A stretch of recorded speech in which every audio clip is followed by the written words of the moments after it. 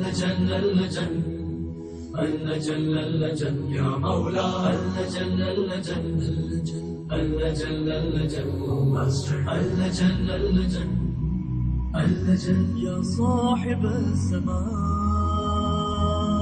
اللجن. اعوذ باللہ من الشیطان اللعین الرجیم. بسم اللہ الرحمن الرحیم. الحمد للہ وکفا وسلام علی عبادہ الذین اصطفیٰ. درود بھیجیے محمد وعلیہ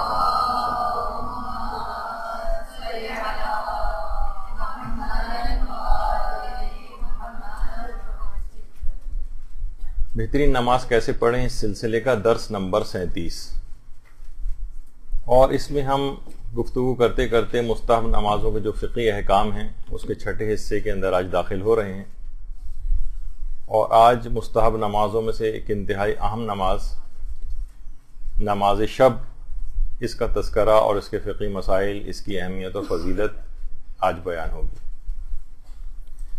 دیکھیے، جو نماز شب ہے اس کے کئی نام آپ پڑھتی ہیں کتابوں میں. نماز شب بھی کہا جاتا ہے، نماز تہجد بھی کہا جاتا ہے، اور صلاۃ اللیل بھی اس کو کہتے ہیں.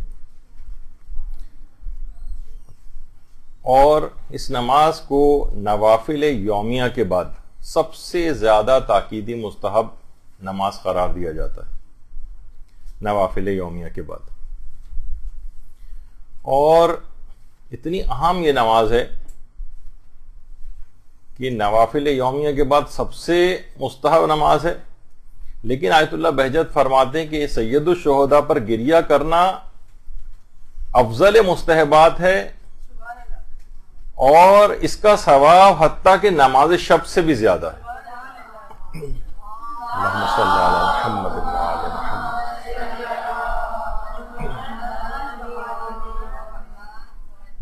یعنی تمام مستحبات سے بالا تر ہے، فرماتے ہیں حتیٰ کہ نماز شب تک سے بھی.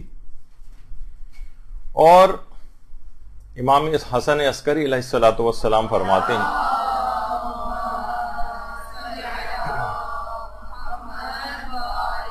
کہ پروردگار عالم تک رسائی ایک ایسا سفر ہے جو رات کی سواری پر سوار ہوئے بغیر طے نہیں ہو سکتا.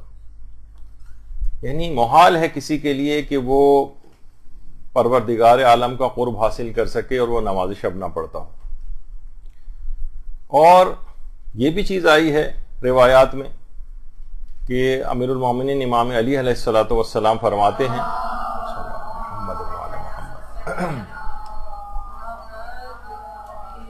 کہ شب و روز تم میں کار فرما ہے، تم بھی ان میں کام کرو. وہ تم سے تمہاری عمریں لے رہے ہیں تو تم بھی ان سے فائدہ اٹھاؤ.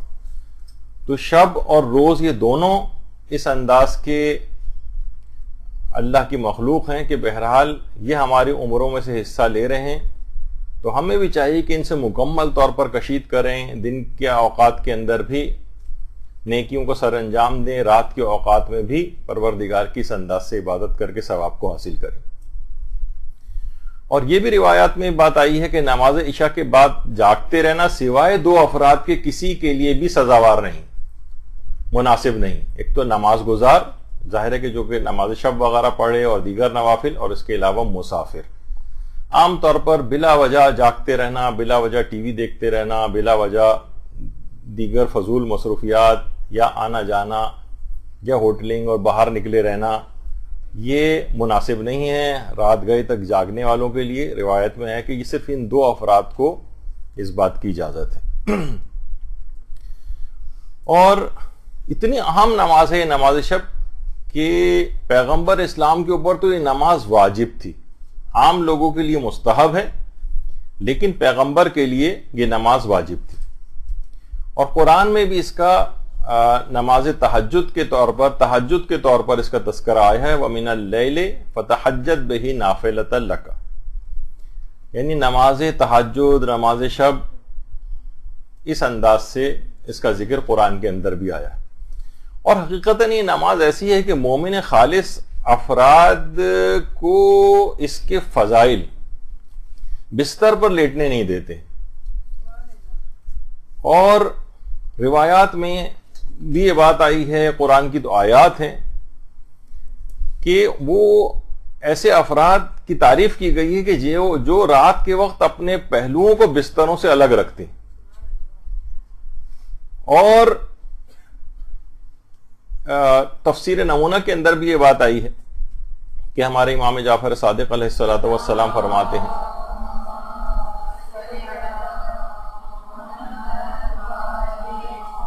کہ قرآن میں جو بھی نیکیاں ہیں ہر نیکی کی جزا قرآن کے اندر بیان ہوئی ہے سوائے نماز شب کے. اور اس کے اندر بھی پروردگار نے کہا کہ ان لوگوں کو معلوم نہیں ہے کہ کون کون سی آنکھوں کی ٹھنڈک پروردگار عالم نے ان کے لیے جزا کے طور پر رکھی ہے. تو اس سے معلوم یہ چلا کہ قرآن میں ہر نیکی کی جزا کا تذکرہ ہے لیکن سوائے نماز شب کے. اور اس کو پروردگار نے اس انداز سے مبہم طور پر بیان کیا ہے کہ کیسی کیسی خن کے چشم قرۃ اعین، کیسی کیسی آنکھوں کی ٹھنڈک ہم نے ان کے لیے مہیا کر کے رکھی ہے جنت.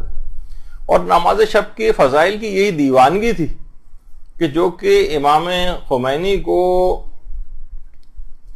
آخری وقتوں تک کے اندر منہ پر آکسیجن لگی ہوتی تھی اور اسی حالت میں نماز شب کو ادا فرما رہے ہوتے تھے. اور یہی دیوانگی تھی کہ آقا سید مصطفیٰ خنساری بیان کرتے ہیں کہ شدید برف باری ہو رہی ہوتی تھی، شدید سردی ہو رہی ہوتی تھی، اور مدرسہ فیضیہ میں برف کو توڑ کر سرد ترین پانی سے وضو کر کے امام خمینی نماز شب کو ادا فرماتے تھے. اور پھر کیسے اس کو کوئی شخص نہ انجام دے کہ روایت میں یہ بات آئی ہے کہ اگر کوئی شخص نماز شب نہیں پڑھتا ہے تو وہ شیعت سے بھی خارج ہے. بہت بعید ہے کہ کوئی شخص مومن ہو اور وہ نماز شب نہ پڑھے. روایت میں یہ بات آئی ہے کہ لیس من شیعتنا من لم یصلی صلاۃ اللیل، یعنی کوئی شخص شیعت میں داخل نہیں ہو سکتا جب تک کہ وہ نماز شب کا پابند نہ ہو.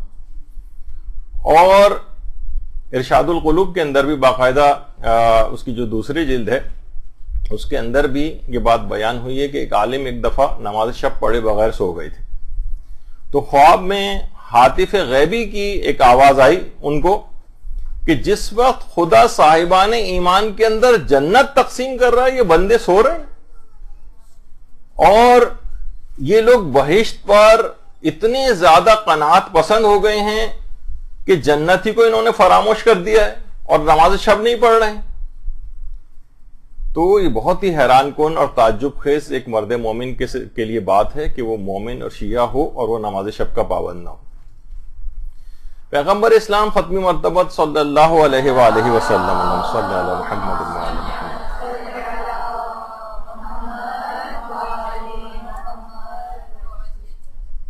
فرماتے تھے کہ جبریل اس قدر تاکید نماز شب کی لے کر پروردگار کی طرف سے مجھ پر نازل ہوئے ہیں کہ مجھے گمان ہونے لگا تھا کہ کہیں یہ امت کے اوپر واجب نہ ہو جائے، امت پر واجب نہ ہو جائے.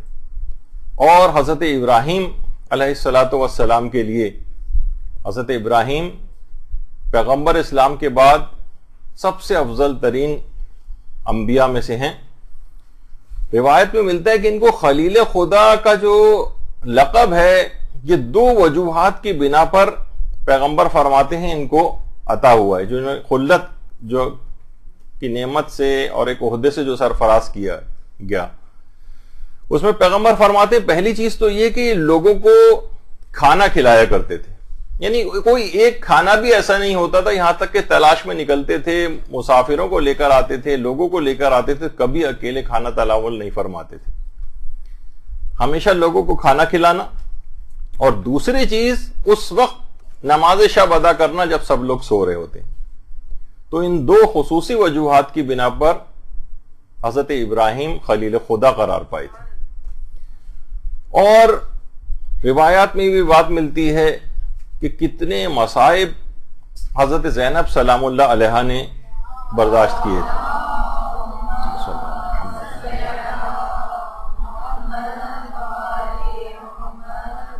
اور کتنی مسئولیت تھی، اور امام حسین علیہ السلام کی شہادت سے پہلے بھی کس قدر مصائب تھے، اور امام کی شہادت کے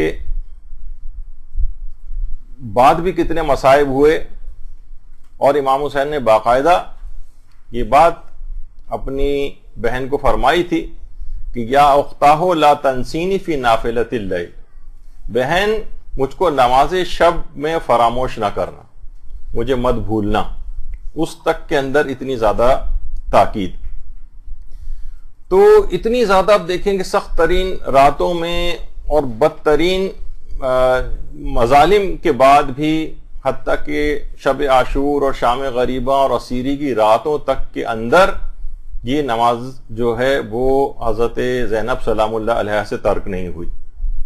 یہاں تک کہ بچوں کی تلاش جس انداز سے انہوں نے کی، ایک انتہائی غم اندوز سے، جس طریقے سے دل ان کا چھلنی ہوا تھا، اور جگر کے اندر جو ایک جلا دینے والی پیاس تھی، اور جسم اتنا ناتواں ہو چکا تھا، اور آئندہ دنوں تک کے اندر اپنے حصے کا کھانا اور پانی بھی بچوں کو دے دیا کرتی تھی، اور تو اس کے اندر بھی نماز شب ان سے قضا نہیں ہوئی.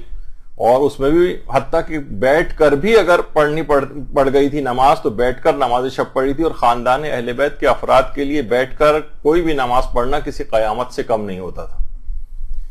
تو اتنے مصائب کے بعد، اور اس کے بعد پھر اسیری کے جو دیگر ایام رہے ہیں ان تک کے اندر نماز شب کا فراموش نہ کرنا کتنی واضح طور پر اس بات کی اہمیت کا احساس دلاتا ہے کہ ایک مومن کو کس قدر پابند ہونا چاہیے. تو بہرحال امام حسین کا اس لحاظ سے کہنا کہ بہن مجھے نماز شب میں فراموش مت کرنا، یہ بہت ہی اہمیت کا احساس دلانے کے لیے کافی ہونا چاہیے. اصل میں علماء ایک چیز اور فرماتے ہیں کہ اصلاً یہ درخواست امام حسین کی اس وجہ سے نہیں تھی کہ بس صرف ایک درخواست کے طور پر ہم اس کو لیں، بلکہ ایک لحاظ سے دنیا کو حضرت زینب کے عابدہ شب زندہ دار ہونے کی اطلاع دینا مقصود تھی. اور صرف خاندان اہل بیت کے اندر ایک آدھ خواتین تک یہ سلسلہ نہیں تھا. حضرت زینب کبریٰ فاطمہ بنت الحسین سلام اللہ علیہ، اللہم صلی علی محمد وعلی محمد،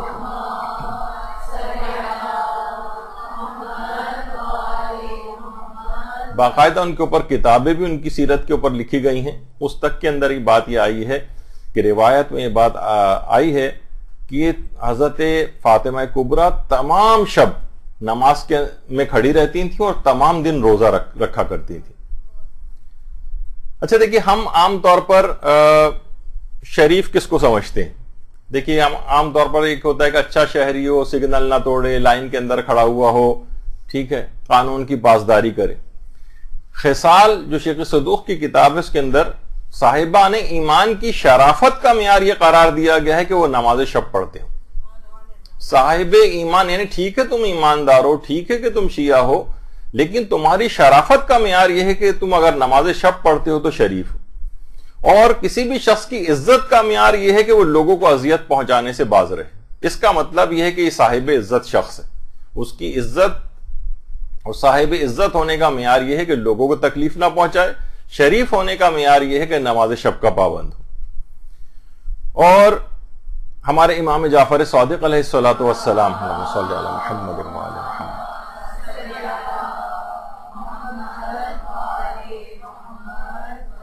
وہ فرماتے تھے کہ ایمان کی بھی جان ہے، یعنی ایمان جن چیزوں سے زندہ رہتا ہے وہ تین چیزیں. ان میں ایک تو ہے برادر ایمانی سے ملاقات کرنا. انسان بار بار اپنے دینی دوستوں کے ساتھ اور بھائیوں کے ساتھ ملاقات کے لیے جاتا ہے، یہ خود ایک ایمان کا ایک حصہ اور روح ہے.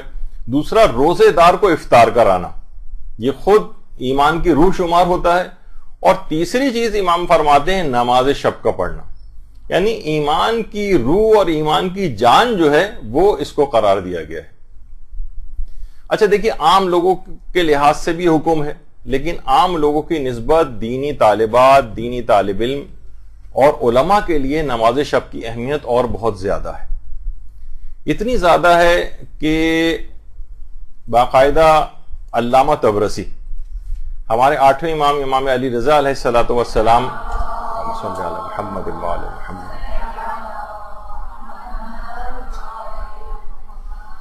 ان کا قول کتابوں کے اندر موجود ہے. ان کی کتاب آیت حق کے نام سے لکھی گئی ہے، آیت حق شرح احوال آیت اللہ طبرسی مازندرانی.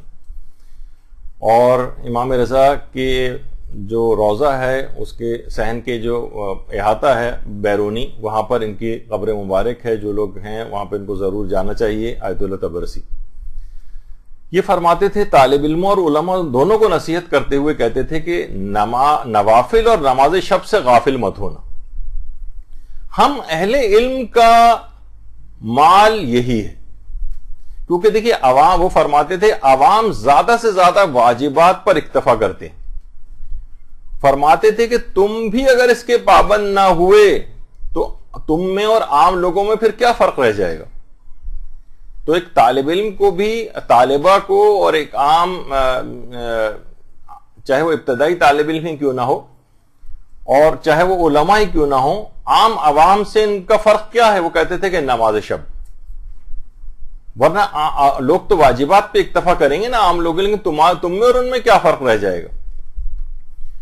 اور آیت اللہ جو مہدی بحر العلوم تھے، ایک اور بزرگ تھے، ان کو بھی کہا جاتا ہے. بہرحال آیت اللہ مہدی بحر العلوم کا ایک خاص ملازم تھے ملا زین العابدین سلماسی. باقاعدہ جو علماء کے حالات پر کتاب لکھی گئی ہے قصص العلماء، اردو میں بھی دستیاب ہے. اس میں وہ فرماتے تھے کہ ان کی جو ملازم تھے کہ بحر العلوم ہر رات نجف کی گلیوں میں باقاعدہ غریبوں میں روٹیاں تقسیم کرنے کے لیے نکلتے تھے، اور نکلتے تھے اس کے بعد نجف کی گلیوں میں بھی جاتے تھے. ایک دن اچانک سے ہوا کہ انہوں نے طالب علموں کو درس دینا بند کر دیا. سارے طالب علم پریشان ہو گئے. یہ دیکھیے کس کا ہے.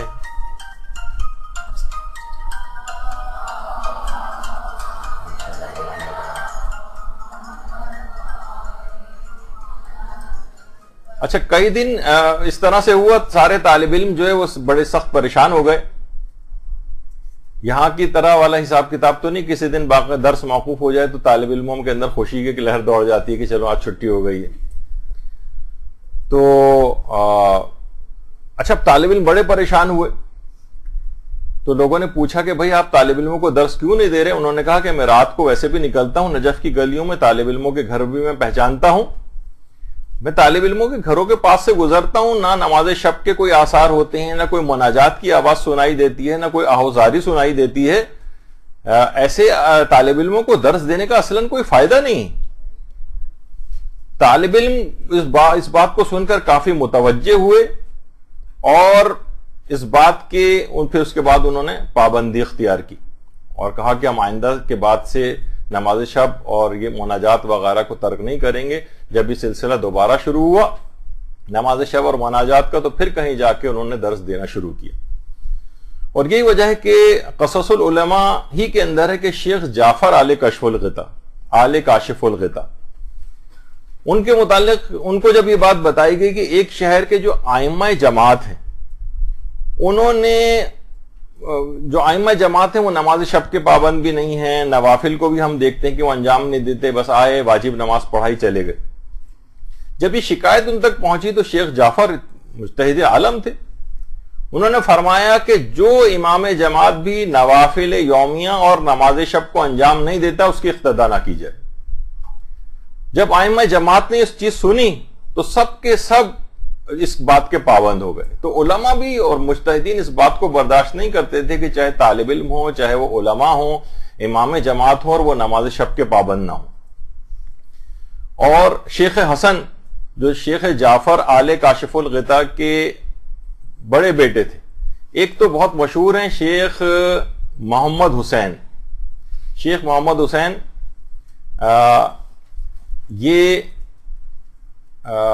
چھوٹے بیٹے تھے لیکن یہ زیادہ مشہور ہوئے. تو شیخ جعفر کے جو بڑے بیٹے تھے شیخ حسن، یہ فرماتے ہیں کہ جب میرے والد نماز شب کے لیے بیدار ہوتے تھے تو تمام اہل و عیال کو ساتھ ہی بیدار کرتے تھے، حتیٰ کہ بچوں تک کو بیدار کرتے تھے. یعنی جو سمجھدار بچے ہوتے تھے ان تک کو بیدار کرتے تھے. یہاں تو یہ دیکھیں یہ صورتحال ہے کہ حتیٰ کہ نماز واجب تک کے لیے بیدار نہیں کیا جاتا ہے اور سوتے رہنے دیا جاتا ہے. ایسی شفقت پدری اور مادری شفقت ہوتی ہے کہ واجبات بھی اس کے اندر ترک ہونے لگتے ہیں، اور وہ چھوٹے بچوں تک کے متعلق اس بات کی پابندی کرواتے تھے کہ ان کا اتنا بڑا نقصان جو ہے وہ نہ ہونے پائے.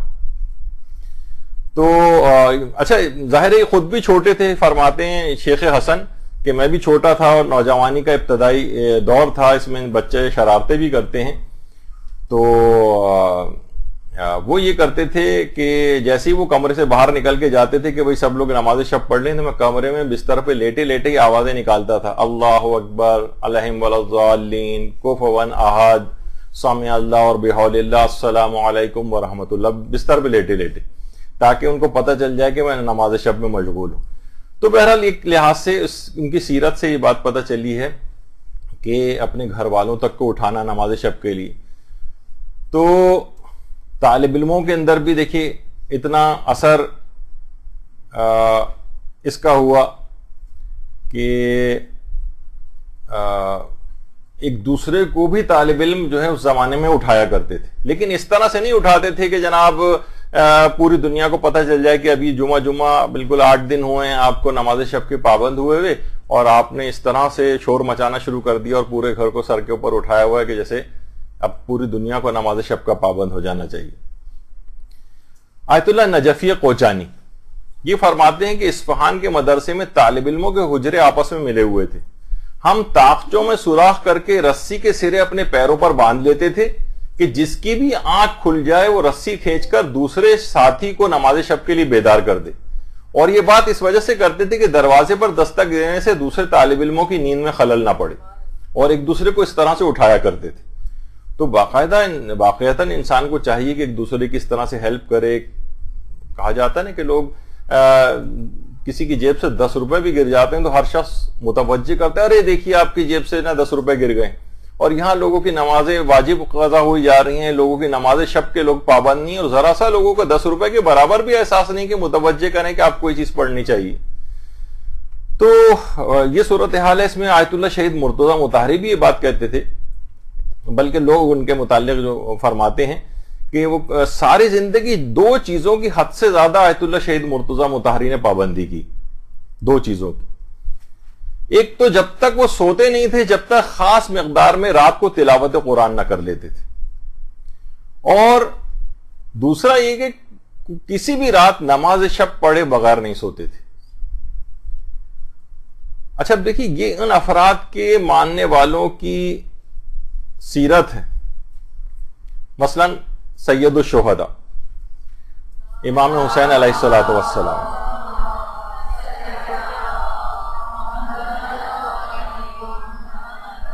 شب عاشور جو مہلت مانگی تھی ایک رات کی، مہلت کس لیے تھی؟ پوری رات خیموں میں تسبیح و تحلیل کی صدائیں گونج رہی تھیں، مناجات کی صدائیں گونج رہی تھیں، اذکار اور تلاوت قرآن کی صدائیں گونج رہی تھیں، نماز شب کی قرات کی آوازوں سے خیام گونج رہے تھے۔ تو اس رات ایک شب کی مہلت وہ انہی نماز شب اور ان مستحبات کے لیے مانگی گئی تھی، اور یہی طریقہ کار ان کے اپنے والد گرامی حضرت امیر المومنین علیہ الصلوۃ والسلام کا تھا۔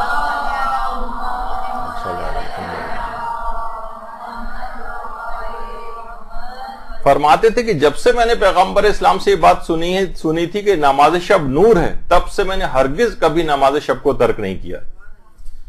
ابن قوا نام کا ایک منافق بیٹھا ہوا تھا امام کے پاس اور کہا کہ مولا کیا لیلۃ الحریر میں بھی آپ نے نماز شب کو ترک نہیں کیا تھا؟ فرمایا ہاں، لیلۃ الحریر میں بھی نماز شب کو ترک نہیں کیا تھا میں نے۔ لیلۃ الحریر اس کو کہا اس وجہ سے جاتا ہے کتوں کے رونے کی رات، یعنی دیکھیں 1.5 سال تک صفین کی جنگ چلی تھی، اور اس میں سب سے زیادہ شدید ترین لڑائی جس رات کو ہوئی تھی وہ لیلۃ الحریر تھی۔ اسی وجہ سے اس کا انعام ہے جب حاکم شام کے سپاہی زخم کھائے ہوئے کتوں کی مانند فریادیں بلند کر رہے تھے، سوائے اس رات کو تلواروں کی جھنکار کے اور دانتوں کے کچکچانے کے اور آہوں اور سسکیوں کے علاوہ کچھ اس رات کو سنائی نہیں دے رہا تھا۔ امیر المومنین فرماتے ہیں کہ اس رات لیلۃ الحریر میں بھی میں نے نماز شب کو ترک نہیں کیا تھا۔ تو یہ ایسی عظیم الشان نماز ہے کہ واقعتاً روایات میں آیا ہے، وسائل الشیعہ میں ہمارے چھٹے امام جعفر صادق علیہ الصلوۃ والسلام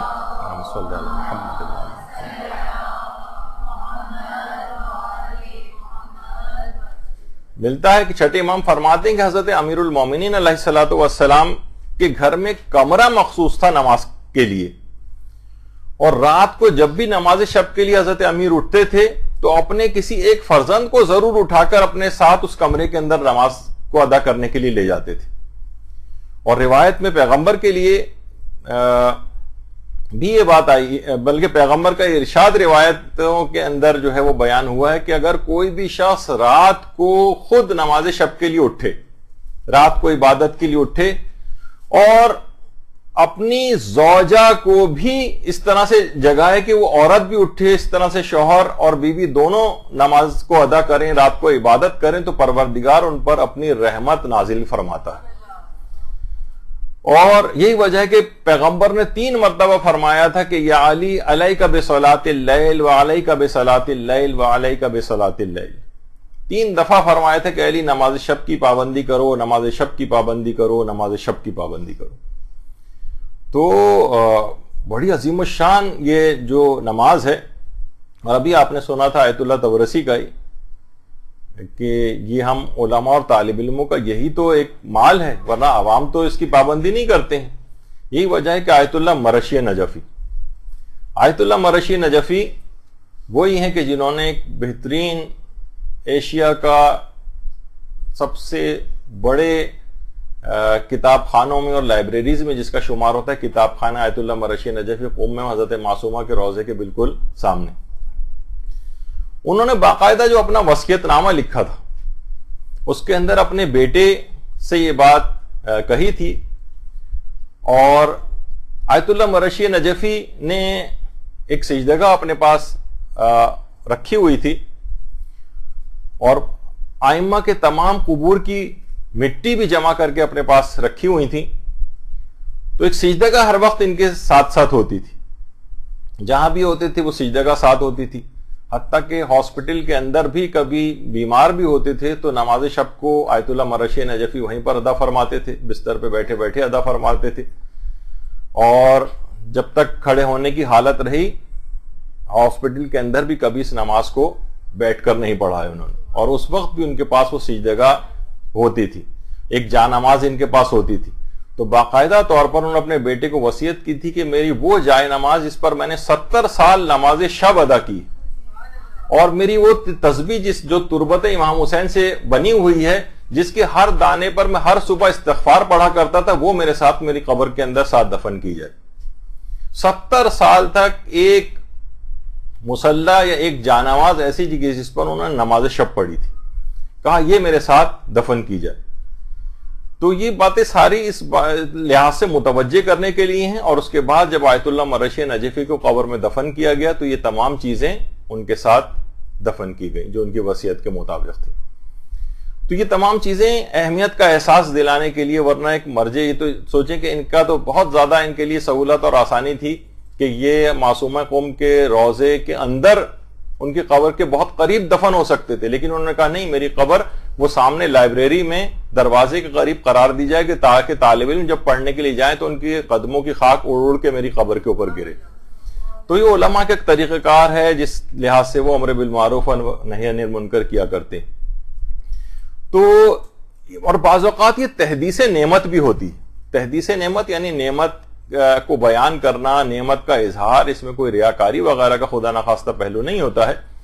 اور جب بھی انہوں نے کہا، اگر نہ لوگوں کے دماغ میں آ سکتا ہے کہ بھائی جناب انہوں نے یہ کیوں بتایا کہ 70 سال میں نے نماز شب اس پہ ادا کی اور سحر کے وقت میں استغفار کیا کرتا تھا، تاکہ لوگوں کے اندر شوق اور جذبہ پیدا ہو اس کو بھی تحدیث نعمت، ایک نعمت ان کو ملی ہے اس کا اظہار کرنا تاکہ لوگوں کے اندر بھی وہ چیز فروغ پائے. یہی وجہ ہے کہ دئبل خزائی جو کہ ہمارے امام رضا علیہ الصلوۃ والسلام کے صلی اللہ علیہ محمد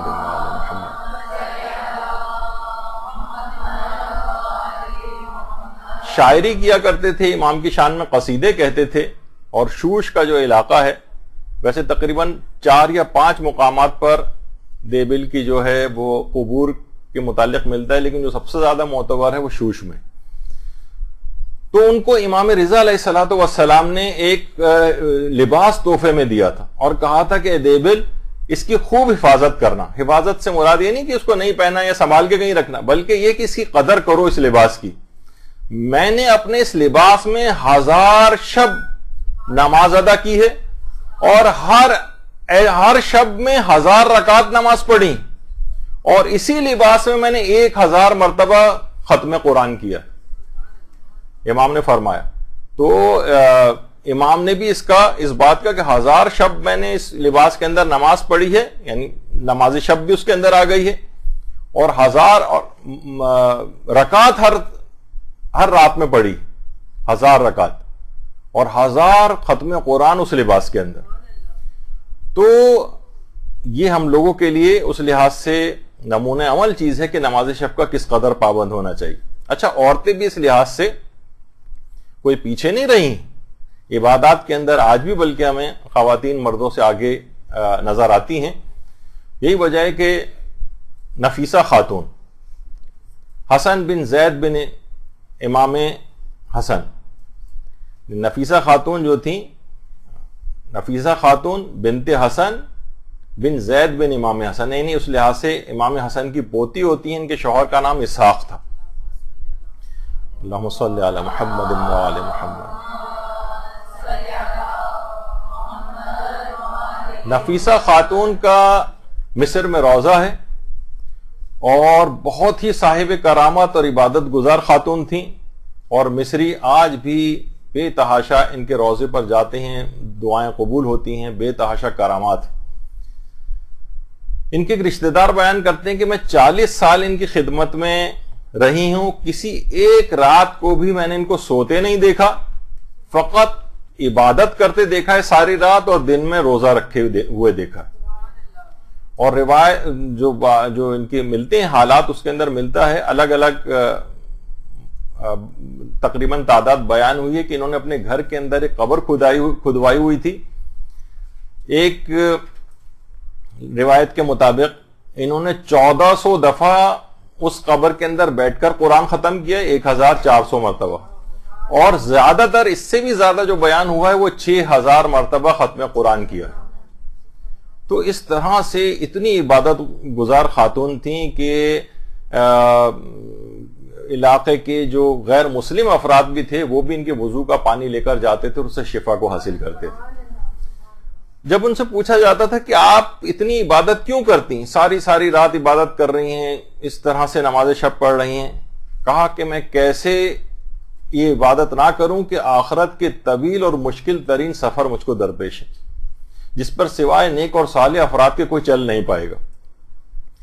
تو بہرحال یہودی افراد تک ان کے جو ہے ملتا ہے حکایتوں کے اندر کہ باقاعدہ مفلوج تک ان کے وضو کے پانی جب ان کے اوپر ڈالتے تھے تو مفلوج پیرالائز شخص بھی شفا یاب ہو جایا کرتے تھے۔ تو یہ ان کی نماز شب کی داستان ہے کہ ساری رات کبھی ایسا نہیں ہوا کہ ان کو سوتے دیکھا ہو، پوری رات اس انداز سے عبادت۔ شہید مطہری اپنے والد کے متعلق یہ بات فرماتے ہیں، ان کے والد تھے آخوند ملا محمد علی۔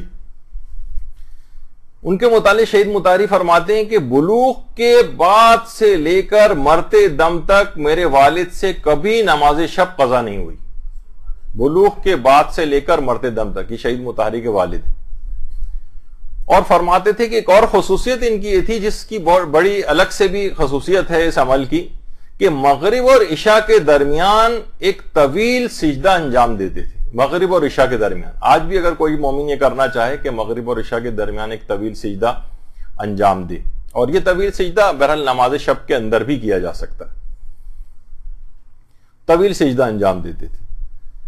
تو آیت اللہ جواد ملکی تبریزی جو خود امام خمینی کے عرفان کے استاد شمار ہوتے ہیں، وہ اپنے استاد آخوند ملا حسین قلی حمدانی، کربلا میں امام حسین علیہ السلام کے حرم میں مقدس کے اندر ان کی قبر مبارک ہے، ان سے ایک مرتبہ یہی بات پوچھی گئی، کہہ رہے ہم نے ان سے پوچھا، آیت اللہ جواد ملکی تبریزی کہتے ہیں کہ ہم نے آقا حسین قلی حمدانی سے پوچھا کہ ہم اصلاح قلب کے لیے اور قلب کی نورانیت کے لیے اور تحصیل معارف کے لیے ہم کون سا مؤثر ترین عمل آپ کے خیال میں ہے؟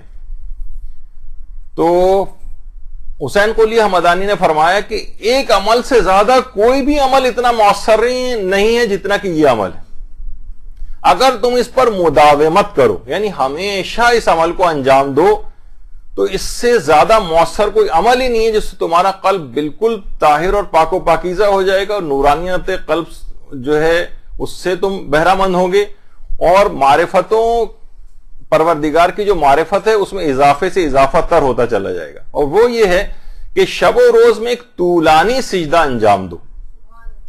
یہ نماز شب میں بھی ہو سکتا ہے، اور اس طولانی سجدے میں جس قدر بھی ممکن ہو ذکر یونسیہ پڑھو، لا الہ الا انت سبحانک انی کنت من الظالمین، یہ انجام دو. اچھا، ذکر یونسیہ حضرت یونس علیہ السلام نے پڑھا تھا، اور کب پڑھا تھا؟ جب مچھلی کے پیٹ میں گئے تھے. مچھلی کے پیٹ میں انہوں نے مچھلی سے باہر نکلنے کے لیے، جو زندان تھا مچھلی کا پیٹ، اس سے نکلنے کے لیے انہوں نے اس کو پڑھا تھا. وہ فرماتے تھے لیکن تم اس نیت سے انجام دو کہ اخلاق رذیلہ کی قید و بند سے میرے روح اور قلب نجات پالے اور رہائی پالے. اور یہی وجہ ہے کہ اس کے بعد ہی ہے لا الہ الا انت سبحانک انی کنت من الظالمین فاستجبنا لہ ونجیناہ من الغم. بس جب بھی کوئی ہمیں پکارتا ہے تو ہم اسی طرح سے فوراً ہم اس کی دعا کو قبول کر لیتے ہیں. فاستجبنا، فوراً اس کی دعا قبول کر لیتے ہیں، ونجیناہ من الغم، اور اس کو غموں سے نجات عطا کرتے ہیں. فوراً مدد آتی. وہ فرماتے تھے اگر کوئی ایک طولانی سجدہ اس طرح سے انجام دے کہ جس میں ذکر یونسیہ کو پڑھے، اور اس میں ظاہر ہے کہ بار بار ذکر یونسیہ پڑھنا ہے، تو فوری الہی مدد اس کے پاس آتی، جس طریقے سے حضرت یونس کے پاس آئی تھی. اور وہ مچھلی کے پیٹ سے باہر آئے تھے تو اخلاق رذیلہ سے بھی ہماری روح اسی طرح سے آزاد ہو جائے گی. وہ فرماتے تھے کہ اس عمل کی اگر مداومت کی جائے، ہمیشہ اس کو انجام دیا جائے، تو میں اس سے زیادہ نورانیت قلب کے لیے کوئی بھی عمل کو مؤثر نہیں سمجھتا ہوں. تو آیت اللہ جواد ملکی تبریزی فرماتے ہیں کہ ان کے شاگردوں نے، جاننے والوں نے اور دیگر علماء نے آیت اللہ حسین قلیہ حمدانی کے اس عمل کو کرنا شروع کیا، اور ان کے بہت سے شاگرد تو اس طور پر کہ سجدے میں جانے کے بعد 3,000 دفعہ ایک ہی سجدے میں ذکر یونسیہ کو پڑھنے لگے. 3,000 دفعہ ایسی مداومت کی، اور بڑے بڑے مقامات علمیہ پر اور بڑے بڑے مقامات عرفانی کو انہوں نے حاصل کر لیا اسی طویل سجدے کے ذریعے. اور باقاعدہ اس بات کو آیت اللہ جواد ملکی تبریزی نے اسرار الصلاۃ جو کتاب ہے اس میں بھی اور المراقبات کے اندر جو ہے وہ نقل کیا ہے. اور وہ ایک بات اور بھی فرماتے تھے کہ ہمارے استاد حسین قلیہ حمدانی وہ ایک چیز کو اور بہت زیادہ اہمیت دیتے تھے، اور وہ ہے شب جمعہ اور جمعے کے روز عصر کے وقت. یہ دو اوقات میں 100 مرتبہ سورہ قدر پڑھنے کی بھی بہت زیادہ تاکید فرماتے تھے. نہیں، الگ سے بغیر سجدے کے سورہ قدر کی تلاوت شب جمعہ میں 100 دفعہ پڑھی جائے، اور جمعے کے دن عصر کے وقت 100 دفعہ پڑھی جائے. کہتے تھے روحانیت کے لیے یہ بہت ہی زیادہ مؤثر اس بات کو سمجھتے تھے. اور ایک مرتبہ بھی انسان واقعتاً نماز شب کا اس انداز سے پابند ہو جائے اور ارادہ کر کے اس کے اوپر عامل ہو جائے، تو پھر اس کو علماء فرماتے ہیں کہ کسی بھی اٹھانے والے کی بھی ضرورت نہیں ہوگی، باقاعدہ فرشتے نماز شب کے لیے اس کو جگایا کریں گے. اللہم صلی علی محمد.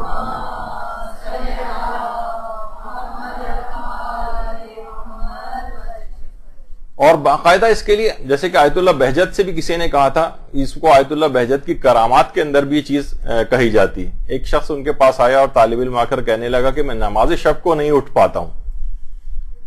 کہا کہ اچھا یہ بتاؤ کہ رات کے کون سے پہر تم اٹھنا چاہتے ہو، کون سے پہر؟ تو اس نے ایک وقت بتایا کہ میں اس ٹائم پر اٹھنا چاہتا ہوں، 2 بجے 3 بجے، جو بھی اس نے بتایا. کہا کہ اچھا انشاءاللہ اٹھ جایا کرو گے. وہ طالب علم یہ فرماتے ہیں کہ خود بخود میری آنکھ نماز شب کے وقت فضیلت پر کھل جاتی تھی، خواہ میں 1 گھنٹہ پہلے ہی کیوں نہ سوؤں، جس سے پہلے کہ میں پوری رات بھی سوتا رہتا تھا تو نماز شب کے لیے آنکھ نہیں کھلتی تھی. آیت اللہ بہجت نے کہا نہیں انشاءاللہ کھل جایا کرے گی. کہہ رہے ہیں اس کے بعد آج تک کبھی ایسا نہیں ہوا کہ میری آنکھ خود بخود نماز شب کے وقت نہ کھل جائے، چاہے میں تھوڑی دیر پہلے ہی کیوں نہ سویا ہوں.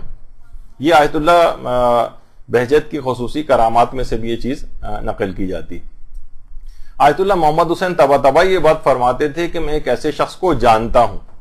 علماء فرماتے ہیں کہ جب بھی اس قسم کی کوئی جملے کبھی کوئی عالم عارف کہے تو ظاہر ہے وہ اپنے متعلق بھی اگر بات بیان کرنی ہوتی ہے تو مبہم کر دیتے ہیں تاکہ ایک اس کے اندر ریاکاری کا کوئی پہلو نہ آ جائے. فرماتے تھے میں ایک ایسے شخص کو جانتا ہوں جس کو نماز شب کے لیے فرشتہ آ کر جگاتا ہے,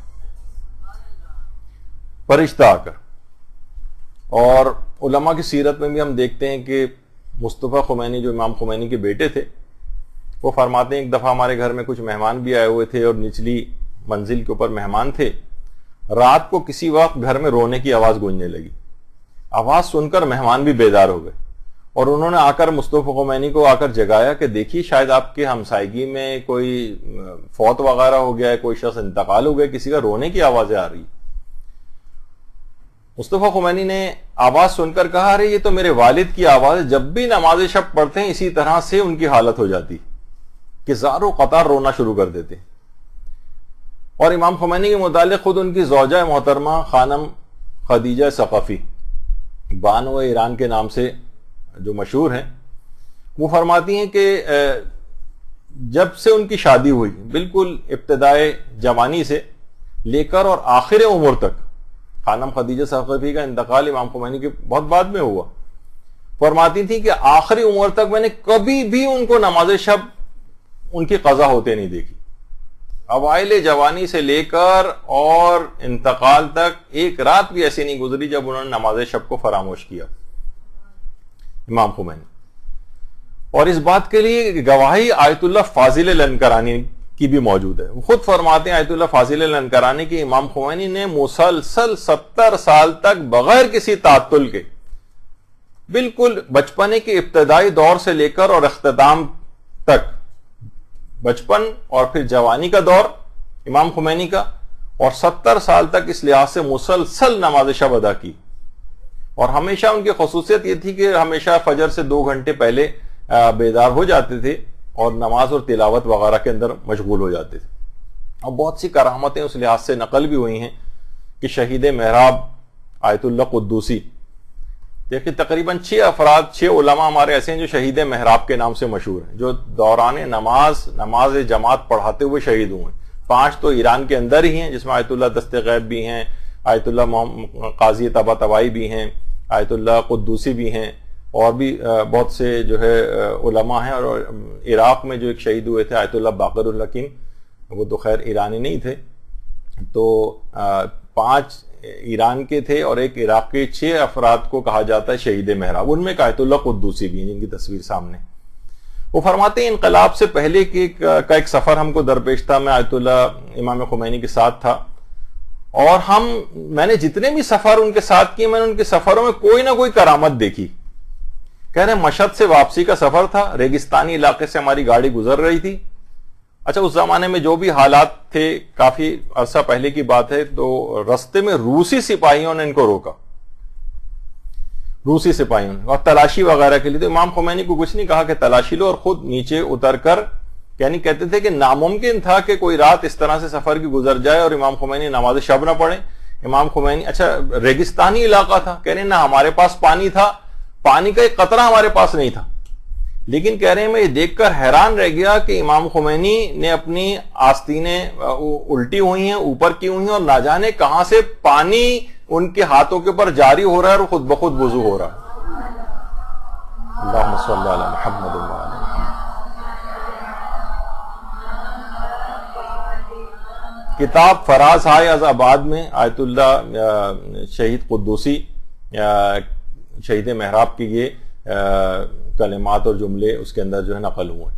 تو بڑی کرامتیں علماء کسی صورت میں بھی اس کو ترک نہیں کرتے تھے. یہاں تک کہ امام خمینی کے متعلق کہا گیا تھا کہ جس وقت ان کو دل کا عارضہ لاحق ہو گیا تھا آخری ایام میں, تو قم سے ایمبولنس کے ذریعے امام خمینی کو منتقل کیا جا رہا تھا تہران کے لیے, وہاں کے ہاسپٹل میں. کئی گھنٹے کا سفر تھا ظاہر قوم سے تہران کا. راستے میں برف باری بھی بہت ہو رہی تھی, شدید سردی تھی, لیکن لوگوں نے دیکھا کہ ہاسپٹل پہنچتے ہی امام خمینی نے سب سے پہلے نماز شب ادا کی. شدید ترین سردی, برف باری, دل کا عارضہ, ہاسپٹل میں ایمبولنس کے ذریعے منتقل کیا گیا ہے, اور ابھی فوراً جاتے ہی نماز شب کو ادا کیا. اور پیرس سے جب تہران انقلاب کے بعد آ رہے تھے تو تو جہاز میں سارے افراد سو رہے تھے سوائے امام خمینی کے، جو گریہ وزاری کے اندر اور نماز شب کے اندر جہاز کی اوپری منزل کے اندر مصروف نماز شب تھے۔ اچھا، ایئر فرانس کا جہاز تھا، غیر ملکی اور نان مسلم عملہ تھا، وہ سب پریشان تھے کہ یہ رو کیوں رہے ہیں۔ وہ خود پریشان تھے کہ آقا کو کوئی تکلیف ہو گئی ہے، کسی بات سے ناراحت ہیں۔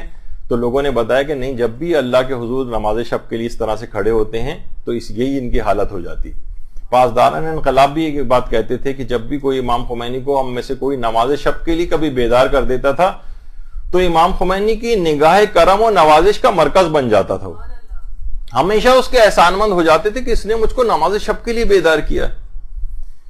تو یعنی ایک بار کوئی شخص واقعتاً نماز شب کا پابند ہو جائے تو کرامت اور فضائل اس سے ہونے لگتے ہیں۔ البتہ نیت یہ نہیں ہو کہ وہ لوگوں کو کرتب دکھائے اور جناب کوئی فضیلتیں حاصل اس لحاظ سے کر کے، نہیں، نیت پروردگار عالم کی رکھے تو خود بخود اس کے پاس بہت سی کرامتیں آنے لگتی ہیں۔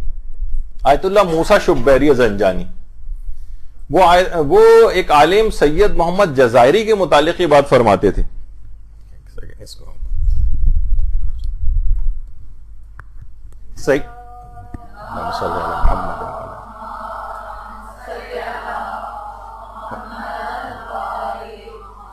فرماتے تھے کہ آقا سید محمد جزائری استخارہ تسبیح کے بہت ماہر تھے۔ استخارہ تسبیح، یہاں تک کہ وہ استخارہ کرانے والوں کی نیتوں تک سے واقف ہو جاتے تھے۔ تو ایک عالم تھے آقا رضا زنجانی،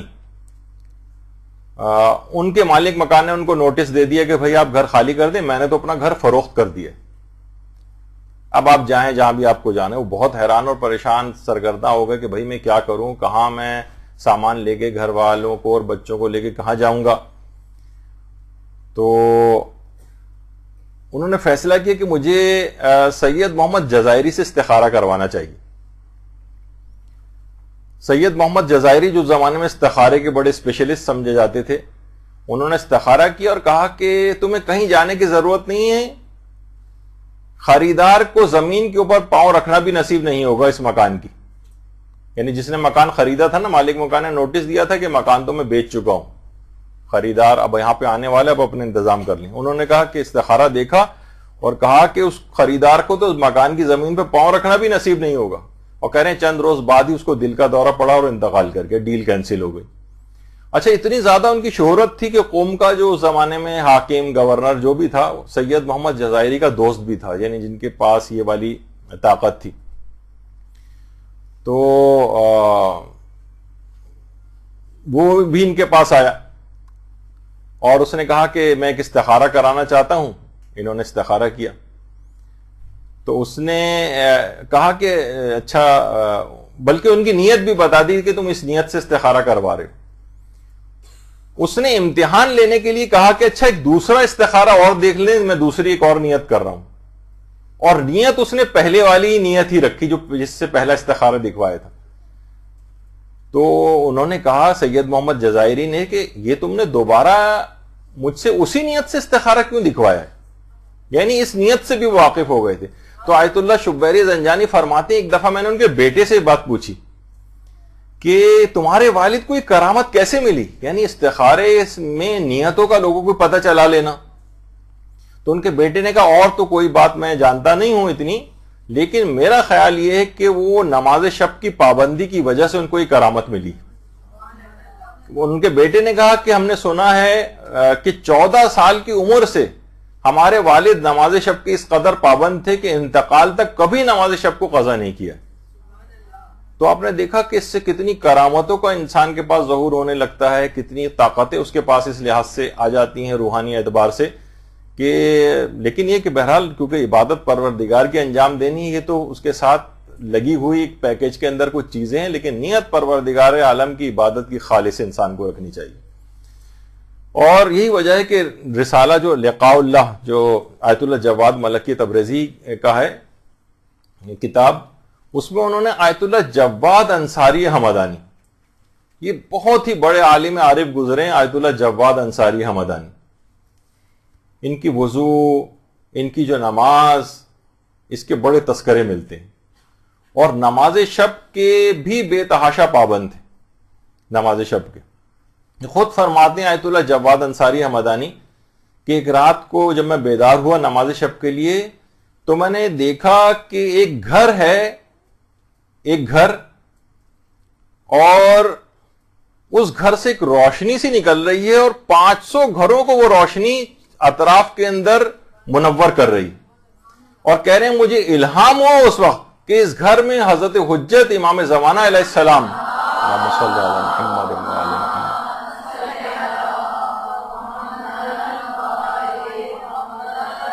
حضرت حجت اس گھر میں نماز شب ادا فرما رہے ہیں۔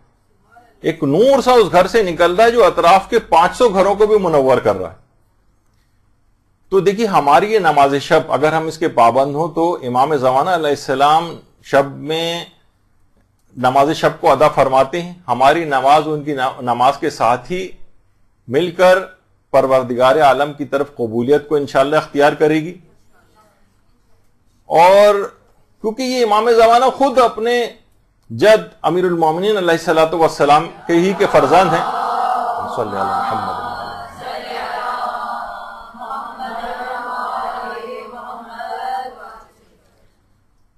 کہ ان کی کنیز تھی ام سعید، ایک کنیز تھی ام سعید نام کی، ان سے کسی نے پوچھا کہ امیر المومنین علیہ السلام کی رمضانوں میں جو عبادت تھی اور دوسرے مہینوں میں جو عبادت تھی ان میں کیا فرق تھا؟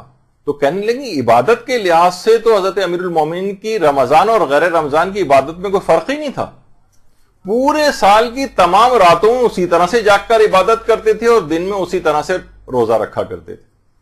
یعنی پورے جب یہی وجہ ہے کہ جب شب 19 رمضان کو گھر سے نکل کر جا رہے تھے تو آسمان کو دیکھ کر کہا تھا کہ اے طلوع فجر گواہ رہنا، کبھی ایسا نہیں ہوا ہے کہ تو طلوع ہوئی ہو اور علی سو رہا ہو۔ تو بہرحال یہ دیکھیے جو لذت ہے، جو سحر خیزی کی لذت ہے، یہ نماز شب کی لذت ہے، یہ عرفا ایسی محسوس کرتے ہیں کہ اس کے مقابلے میں کوئی لذت محسوس نہیں ہوتی۔ آیت اللہ شہید مرتضی مطہری فرماتے تھے کہ نماز شب، اس کی جو مناجات ہے، اس کی جو لذت معنوی ہے، یہ سوائے صادقین کے، صابرین کے اور مستغفرین بالاسحار کے، یعنی جو سحر کے وقت اٹھ کر استغفار کرتے ہیں، اس سے ان کے علاوہ کوئی اس لذت سے واقف نہیں ہوتا۔ وہ فرماتے تھے کہ جو پورا دن فسق و فجور کے اندر انسان گزارے، پورا دن جو ہے وہ مادیات کے غلبے اس کے اوپر رہیں، اور پورا دن ہنسی کھیل کے اندر اس طرح سے اڑا دے، لہو و لعب کے اندر مصروف رہے، رات کو اتنا کھانا کھا لے کہ سانس لینے کی اس کے پاس جگہ نہ رہے، بستر پر مردار بن کر جا کر اس طرح سے لیٹ کر سو جائے، کوئی گمان کر سکتا ہے کہ یہ شخص جو ہے نماز شب کے لیے اٹھ کر اور مناجات کی لذت کو کبھی حاصل کر سکے گا؟ اس کے لیے دن بھی ایسا ہی گزارنا پڑتا ہے۔ تو شہید مطہری کے متعلق باقاعدہ احیاء تفکر اسلامی کے اندر یہ بات لکھی کہ روزانہ ایک جز قرآن کا، یعنی ایک سپارہ روزانہ جو ہے تلاوت کرتے تھے، اور رات کے وقت کچھ وقت آرام کرتے تھے، اور اس کے بعد پھر نماز شب کے لیے اٹھا کرتے تھے، اور کہتے تھے ان دو چیزوں کے اوپر اگر کوئی شخص عامل ہو جائے، دو چیزوں پر عامل ہو جائے اگر کوئی شخص، یعنی روزانہ ایک پارے کی تلاوت اور کچھ وقت آرام کرنے کے بعد نماز شب کے لیے اگر کوئی شخص اٹھ جائے، تو فرماتے تھے اس کے بعد وہ 100 سال کی بھی عمر گزارے، ایک رات کبھی ایسی نہیں گزرے گی کہ جس رات کو وہ آرام کے ساتھ نہ سوئے، سکون کی نیند نہ سوئے، اور اس کا دل زندہ نہ ہو جائے۔ یعنی کہتے تھے ممکن ہی نہیں۔ تو دنیاوی لذتوں اور گناہوں کو ترک کرنے سے اصل میں یہ لذت حاصل ہوتی، یعنی ایسا نہیں ہے کہ کوئی بس لذت حاصل ہونے لگے گی نماز شب کی اس کو جب تک کہ وہ گناہوں کو نہیں چھوڑے گا۔ اور جب کوئی شخص اس انداز سے گناہوں کو ترک کرنے کے بعد نماز شب ادا کرے تو اس کے بعد جب بھی وہ ذکر خدا کرے گا اور نماز شب کے اذکار کو ادا کرے گا، در و دیوار اس کے ساتھ ہم آہنگ ہو کر تسبیح پروردگار کرنے لگتی ہیں۔ اللہم صلی علی محمد وعلی محمد۔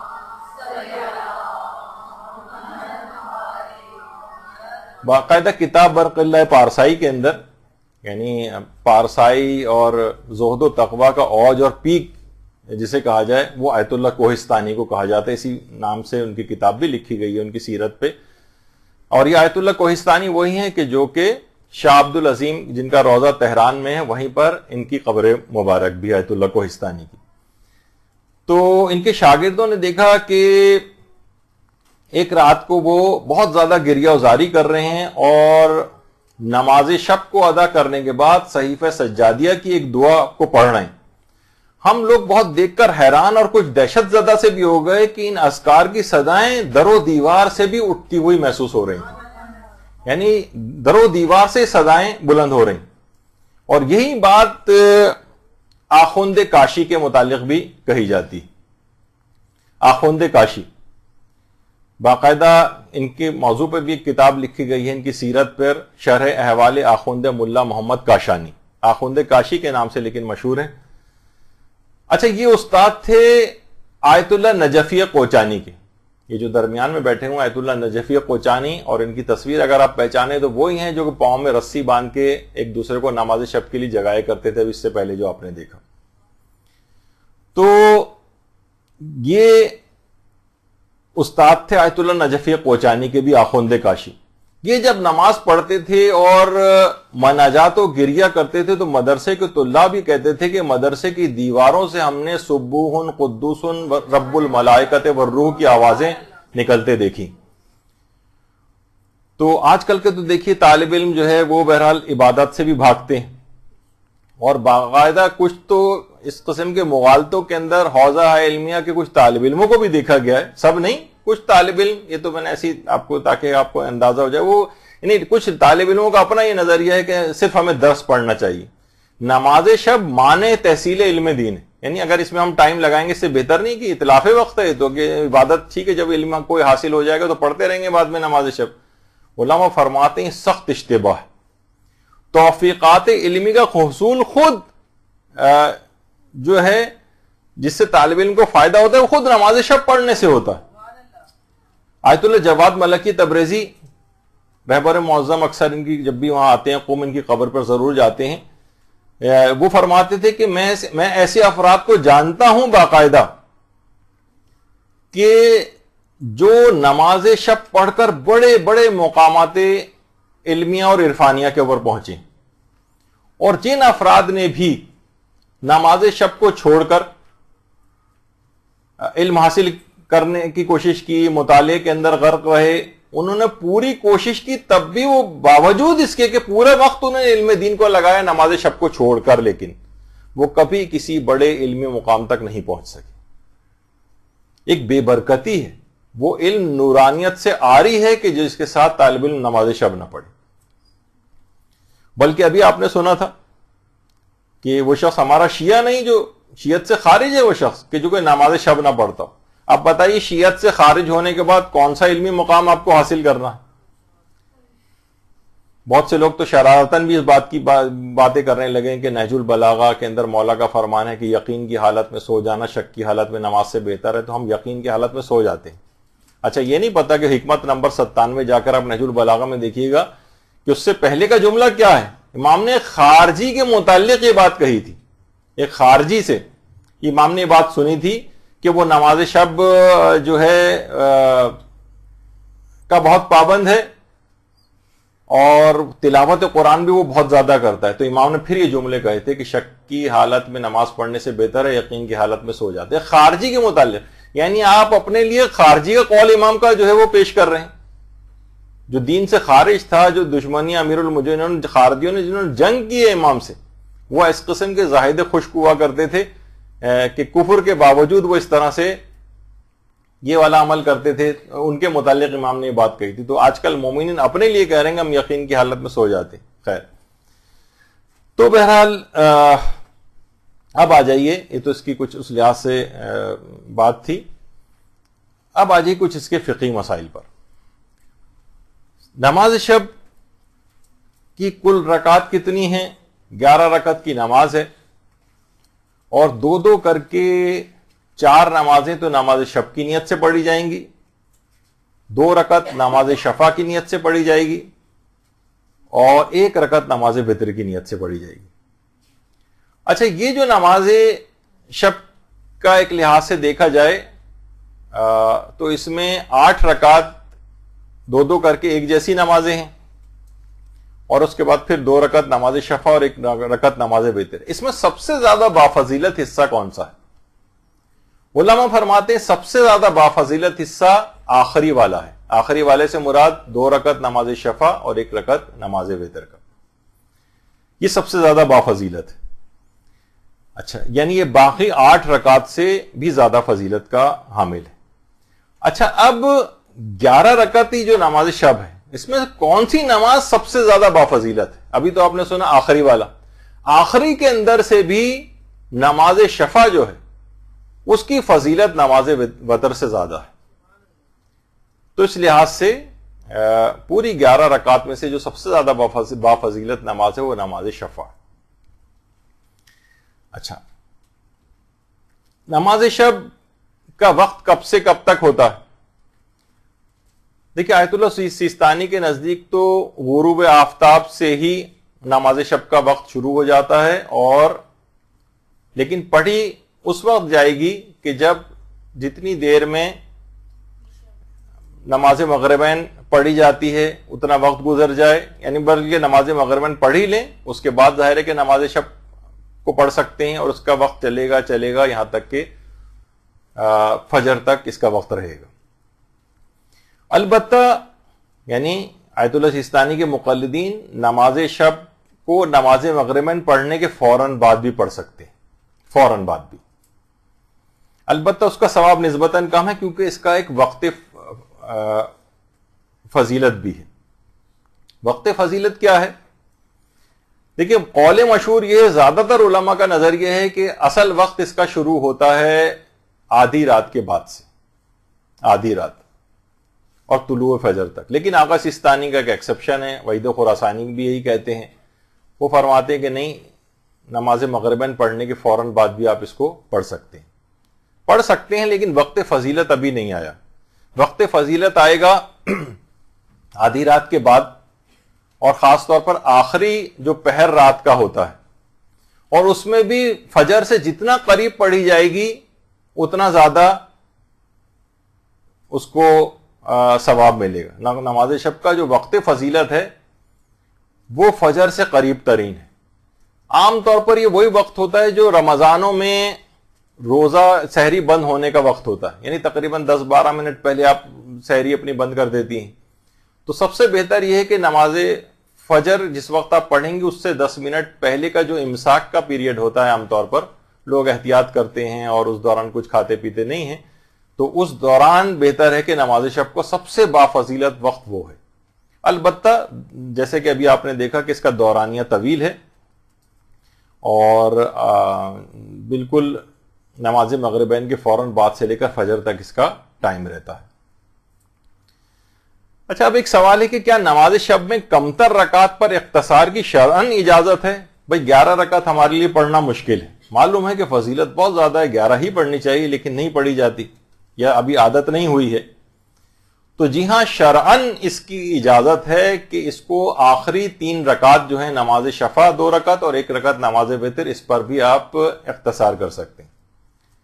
نماز وتر یا نماز وتر اور نماز شفع، یعنی باقاعدہ اس بات کی شرعی طور پر اجازت ہے.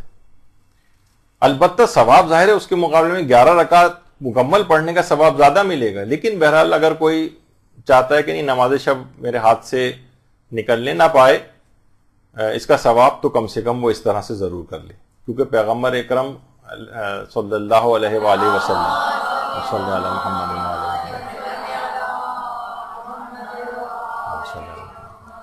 وہ فرماتے ہیں کہ علیکم بصلاۃ اللیل ولو رکعۃ واحدہ، نماز شب کی پابندی کرو چاہے 1 رکعت ہی کیوں نہ پڑھو.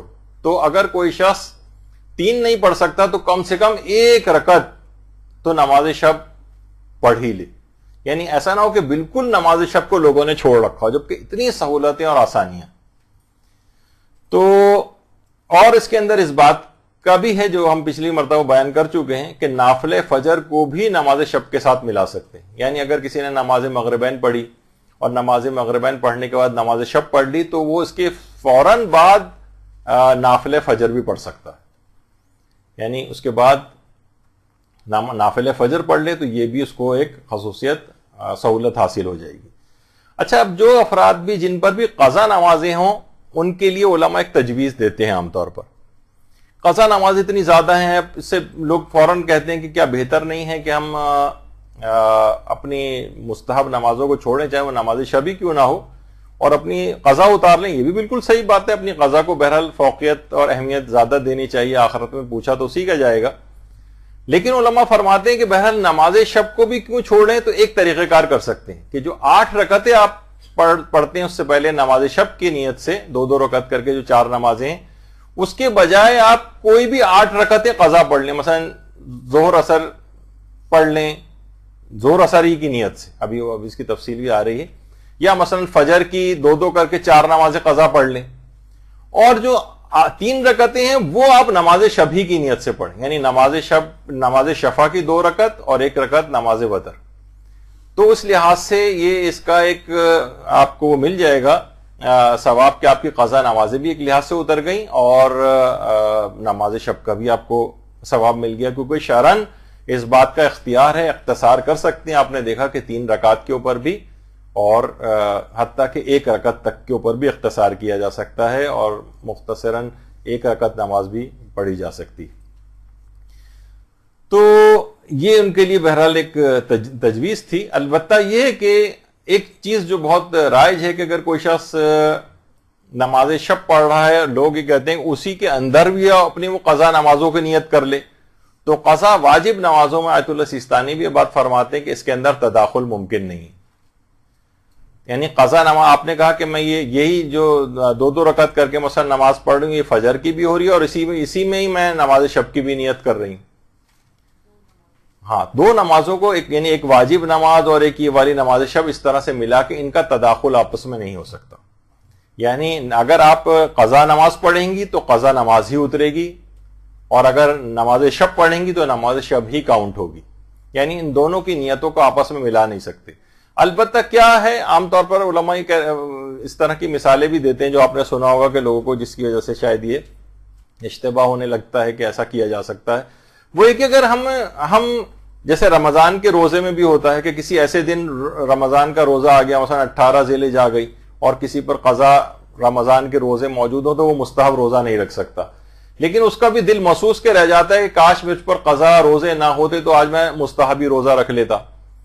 تو اس افسوس کرنے کی وجہ سے پروردگار عالم اس کو مستحب روزے کا ثواب بھی عطا فرما دے گا. یعنی وہ قضا ہی کی نیت سے روزہ رکھے لیکن مستحب کا ثواب بھی اس کو مل جائے، لیکن نیت یہ نہ کرے کہ یہ دونوں روزے میں ایک وقت میں نیت کر رہا ہو. تو اسی طریقے سے اس کے اندر بھی ہے کہ وہ اپنی قضا نمازیں اتارے اور دل میں افسوس کرے کہ دیکھیں نمازیں تو میں ابھی بھی پڑھ رہا ہوں، لیکن کاش میری قضا نمازیں نہ ہوتی تو میں آج یہی مستحب کی نیت سے نماز شب کی نیت سے پڑھتا، تو انشاءاللہ پروردگار عالم دونوں ثواب اسے عطا فرما سکتا ہے.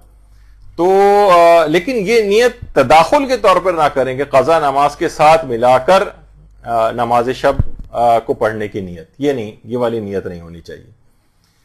اچھا، اب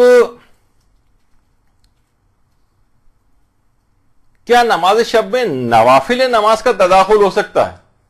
یعنی نماز شب ہم پڑھ رہے ہیں، مثلا ہم پڑھ رہے ہیں نافل مغرب. نافل مغرب بھی 2 رکعت کر کے پڑھی جاتی، تو ہم نے سوچا کہ اسی میں ہم نماز شب کی بھی نیت کر لیں، تو یہ والا تداخل بھی نہیں ہو سکتا. نافلہ مغرب کا غفیلہ کے ساتھ تداخل ہو سکتا ہے، وہ پہلے بھی بیان ہوا تھا، اور اگلی نشست جو بھی ہماری ہوگی اس کے اندر جب ہم نماز غفیلہ کے مسائل بیان کریں گے تو تفصیل وہاں پر آئے گی. لیکن کوئی شخص یہ نہیں کر سکتا کہ ہم اپنے نوافل یومیہ کا تداخل نماز شب کے ساتھ کر لوں، یہ نہیں ہو سکتا. تو بہرحال یہ دماغ میں ایک چیز رہے. اور ایک سوال یہ بھی بہت پوچھا جاتا ہے اس میں کہ کیا نماز شب کے لیے سونا ضروری ہے؟ تو دیکھیے، بہتر تو یہ ہے کہ کچھ وقت سونے کے بعد اٹھ کر نماز شب پڑھی جائے تاکہ ذرا طبیعت بھی فریش ہو جائے، ایک نشاط آ جائے، اور کسل مندی اور وہ جو ایک سستی ٹائپ کی ہوتی ہے وہ دور ہو جائے. تو بہرحال کچھ وقت بہتر ہے کہ سو کر اٹھ کے نماز شب پڑھے، لیکن یہ کوئی ضروری نہیں. یعنی اگر آپ مسلسل جاگتے ہوئے جا رہی ہیں تو اسی حالت میں بھی نماز شب کا جب وقت آ جائے یا وقت فضیلت آ جائے تو آپ نماز شب پڑھ سکتی ہیں. لوگ سوچتے ہیں کہ اگر ہم سوئے نہیں اور نماز شب پڑھ لی تو گویا نماز شب شمار نہیں ہوتی. نہیں، یہ غلط فہمی ہے. نماز شب کے لیے سونا اس لحاظ سے ضروری نہیں ہے، البتہ بہتر ہے. اچھا نماز شب کا مختصر ترین طریقہ کیا ہے؟ اب یہ تفصیلی بھی آئے گا. مختصر طریقہ تو بہت ہی آسان ہے, 2 رکعت کر کے ساری نمازیں پڑھتی ہوئی جانی, صرف آخری ایک نماز وتر جو ہے, اور ان سب کے اندر صرف اور صرف سورہ الحمد کے اوپر اختصار کیا جا سکتا ہے. باقی وہی رکوع سجدہ تشہد سلام وغیرہ جس طرح نماز فجر کی طرح سے پڑھی جائے گی, اور ہر رکعت میں فقط اور فقط سورہ الحمد بھی پڑھ لیں تو نماز شب کے لیے بہت کافی. ہر رکعت میں پوری 11 رکعت کے اندر اگر آپ صرف اور صرف سورہ الحمد کے اوپر اکتفا کر لیں تو یہ مختصر ترین طریقہ ہے. البتہ ایک تفصیلی طریقہ بھی, تفصیلی طریقہ میں تو ایک تو وہی ہے, دیکھیے 8 رکعت نماز 2 رکعت کر کے پڑھی جائے گی فجر کے طریقے سے, اور پھر اس کے بعد جو نماز شفع ہے اس کی پہلی رکعت میں الحمد کے بعد سورہ والناس اور دوسری رکعت میں الحمد کے بعد سورہ فلق. یہ نماز شفع کے اندر پڑھی جائے. البتہ سورہ الحمد کے اوپر بھی اکتفا ہو سکتا ہے, لیکن اگر یہ سورہ پڑھے جائیں تو اور زیادہ اچھا ہے. اور آخری رکعت جو ہے نماز وتر, اس میں الحمد کے بعد 3 دفعہ سورہ توحید ہے اور ایک بار سورہ ناس اور فلق ہے. یعنی آپ دیکھیں کہ الحمد کے بعد 3 مرتبہ سورہ توحید, 3 2 5 6 سورہ ہیں. یہ نماز مستحب کے جو نماز واجب کے ساتھ جو فرق بتائے گئے تھے اس کے اندر بھی یہ بات آئی تھی کہ واجب نماز میں تو الحمد کے بعد صرف ایک ہی سورہ پڑھنا ہوتا ہے, اس کے اندر آپ نے دیکھا کہ 5 سورہ اور آ رہے ہیں. تو نماز وتر میں یا وتر میں 3 مرتبہ سورہ توحید الحمد کے بعد اور ایک مرتبہ ناس اور فلق, اور پھر ایک طویل قنوت اس کے اندر پڑھا جاتا ہے جس میں 40 مومنین کے لیے دعا کی جاتی ہے یا ان کے لیے استغفار کیا جاتا ہے. اچھا جی 40 مومنین کا تو ابھی آگے آئے گا, ابھی میں کبھی کہا ابھی 40 مومنین تفصیل بھی آنے والی.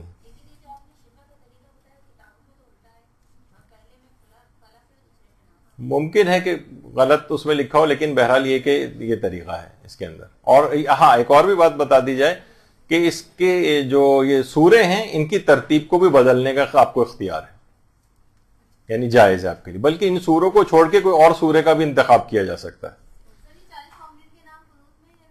جی ہاں. اچھا اب ایک تو وہی ایک نگاہ میں اگر اس کو دیکھا جائے تو اس طرح سے جو بھی طریقہ کار بیان ہوا اس میں اس طرح سے اس نماز کو جو ہے وہ پڑھا جائے گا. وہ تو کبھی خیر بیان ہو گیا. اچھا اس کے بعد نماز کے بعد کچھ اذکار ہیں تفصیلی طریقے, اس میں 70 مرتبہ استغفر اللہ ربی واتوب الیہ, 70 مرتبہ ھذا المقام العائذ بک من النار, یہ اس کے اندر ہے. تو یہ اس کے اندر پڑھا جاتا ہے. 300 مرتبہ الف, 1 مرتبہ رب اغفر لی وارحمنی وتب علی انک انت التواب الغفور الرحیم, اور آخر میں 1 مرتبہ ھذا المقام العائذ بک من النار. یہ والا ذکر اس کے اندر پڑھا جاتا ہے. اچھا نماز شب کے بعد دیکھیے دعا کی بہت اہمیت ہے, اور دعا لازمی قبول ہوتی ہے نماز شب کے بعد. باقاعدہ کتاب ایک ہے میرۃ الاحوال کے نام سے, اس میں آیت اللہ وحید بہبہانی کے پوتے آقا احمد بہبہانی نے ایک واقعہ لکھا ہے. آیت اللہ وحید بہبہانی استاد الاصولیین کہلاتے ہیں. آیت اللہ باقر وحید بہبہانی, جنہوں نے باقاعدہ اخباریوں کو ایک مناظرے کے بعد شکست فاش دی تھی, اور اس کے بعد سے اخباری پھر کبھی سر نہیں اٹھا سکے. تو ان کے پوتے ہیں آقا احمد بہبہانی, انہوں نے لکھا ہے باقاعدہ کہ ملا تقی مجلسی جو علامہ مجلسی کے والد تھے, جس رات علامہ باقر مجلسی پیدا ہو رہے تھے تقی مجلسی کے گھر, تو ان کے والد نے اس رات نماز شب ادا کی تھی, اور نماز شب ادا کرنے کے بعد بہت زیادہ گریہ وزاری کیا تھا, اور دعا کی تھی کہ پروردگار اللہم بحق محمد و آل محمد, اس پیدا ہونے والے بچے کو دین خدا اور احکام سید المرسلین کو نشر کرنے والا قرار دینا, اور پروردگارہ اس کی تائید کرنا اور اس کی توفیقات کے اندر اضافہ فرمانا. اور اسی وقت گہوارے, جیسی دعا ختم ہوئی اسی وقت گہوارے سے آیت اللہ باقر مجلسی کے رونے کی آواز جو ہے وہ بلند ہوئی. تو یہ دونوں باپ اور بیٹے ایک ہی زری کے اندر جو ہے وہ دفن ہیں, اور آیت اللہ احمد بیابانی فرماتے ہیں کہ یقیناً یہ ان کے والد کی نماز شب کے بعد دعا کی تاثیر کا نتیجہ ہے کہ باقر مجلسی نے اتنے بڑے علمی مقام کو اور اتنی دینی خدمات کو انجام دی. اچھا، اب ایک چیز اور جو اس کے اندر ایک سوال پوچھا جاتا ایک ہے کہ کیا نماز شفا میں قنوت پڑھنا ہے؟ تو دیکھیے، نماز شفا میں قنوت نہیں ہے. نماز شفا میں قنوت مشروع نہیں ہے آیت اللہ سیستانی کے نزدیک، لیکن یہ سب مراجع کا متفقہ نظریہ نہیں ہے، بلکہ آیت اللہ خوئی تو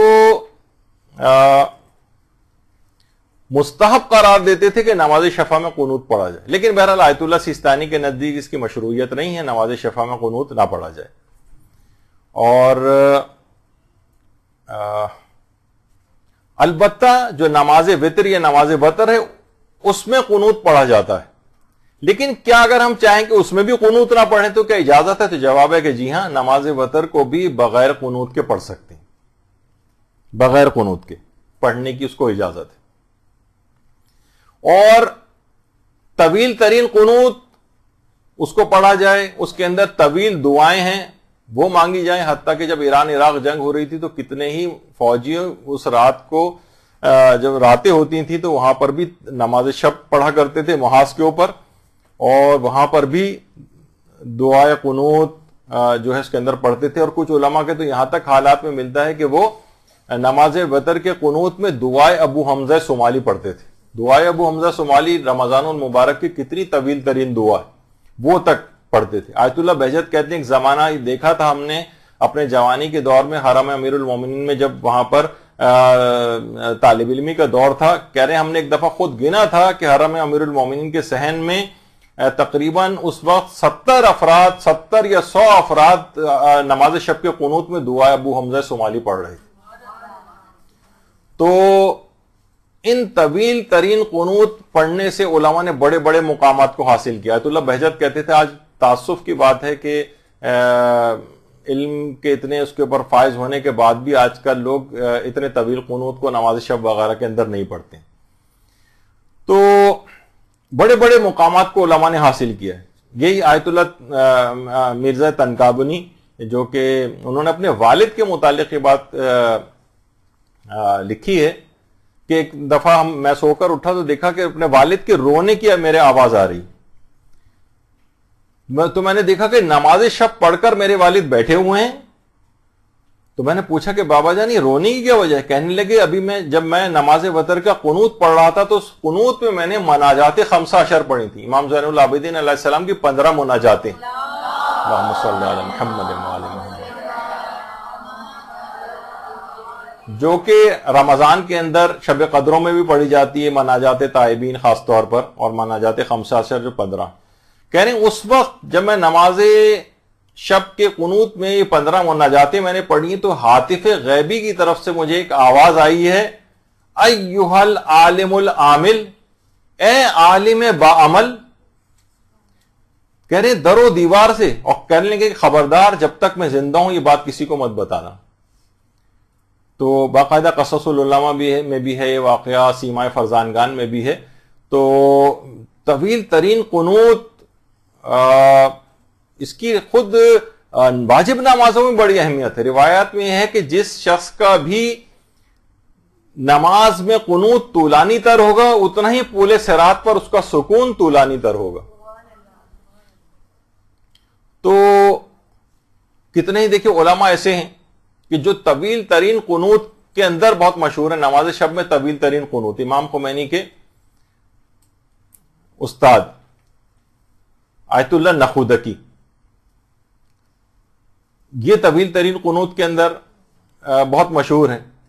اس کے علاوہ آیت اللہ سید محمد باقر درچائی، یہ دعائے ابو حمزہ صومالی، مناجات 15، یہ سب طویل ترین قنوت نماز شب کے پڑھا کرتے تھے، یعنی ان کے نام بہت زیادہ شہرت رکھتے ہیں.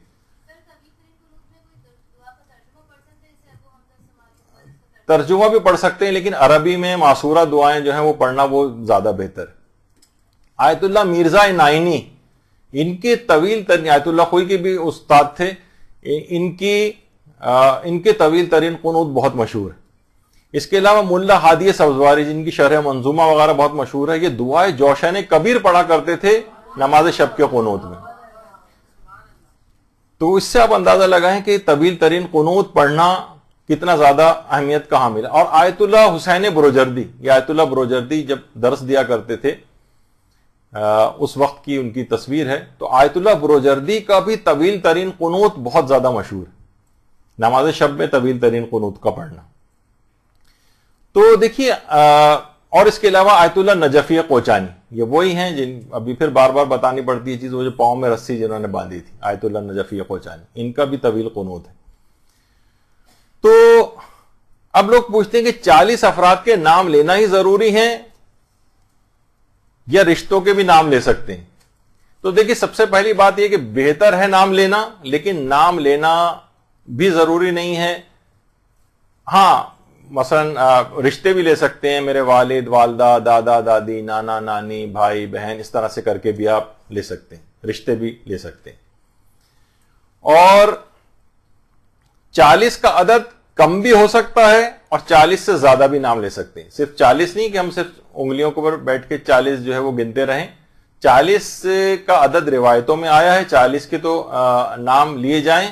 کم یا زیادہ بھی لے سکتے ہیں، بس آیت اللہ سیستانی فرماتے ہیں کہ اس میں یعنی قصد جزیت نہ کیا جائے، یعنی یہ نہ سمجھا جائے کہ نہیں یہ کم یا زیادہ یہ جز ہے نماز کا. قصد جزیت کے بغیر 40 سے کم بھی لے سکتے ہیں، 40 سے زیادہ بھی لے سکتے ہیں، اس سے کوئی فرق جو ہے وہ نہیں پڑتا ہے. البتہ 40 کا لینا بہتر.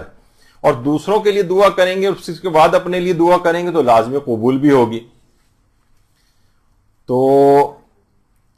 حضرت زہرا سلام اللہ علیہ صلی علی محمد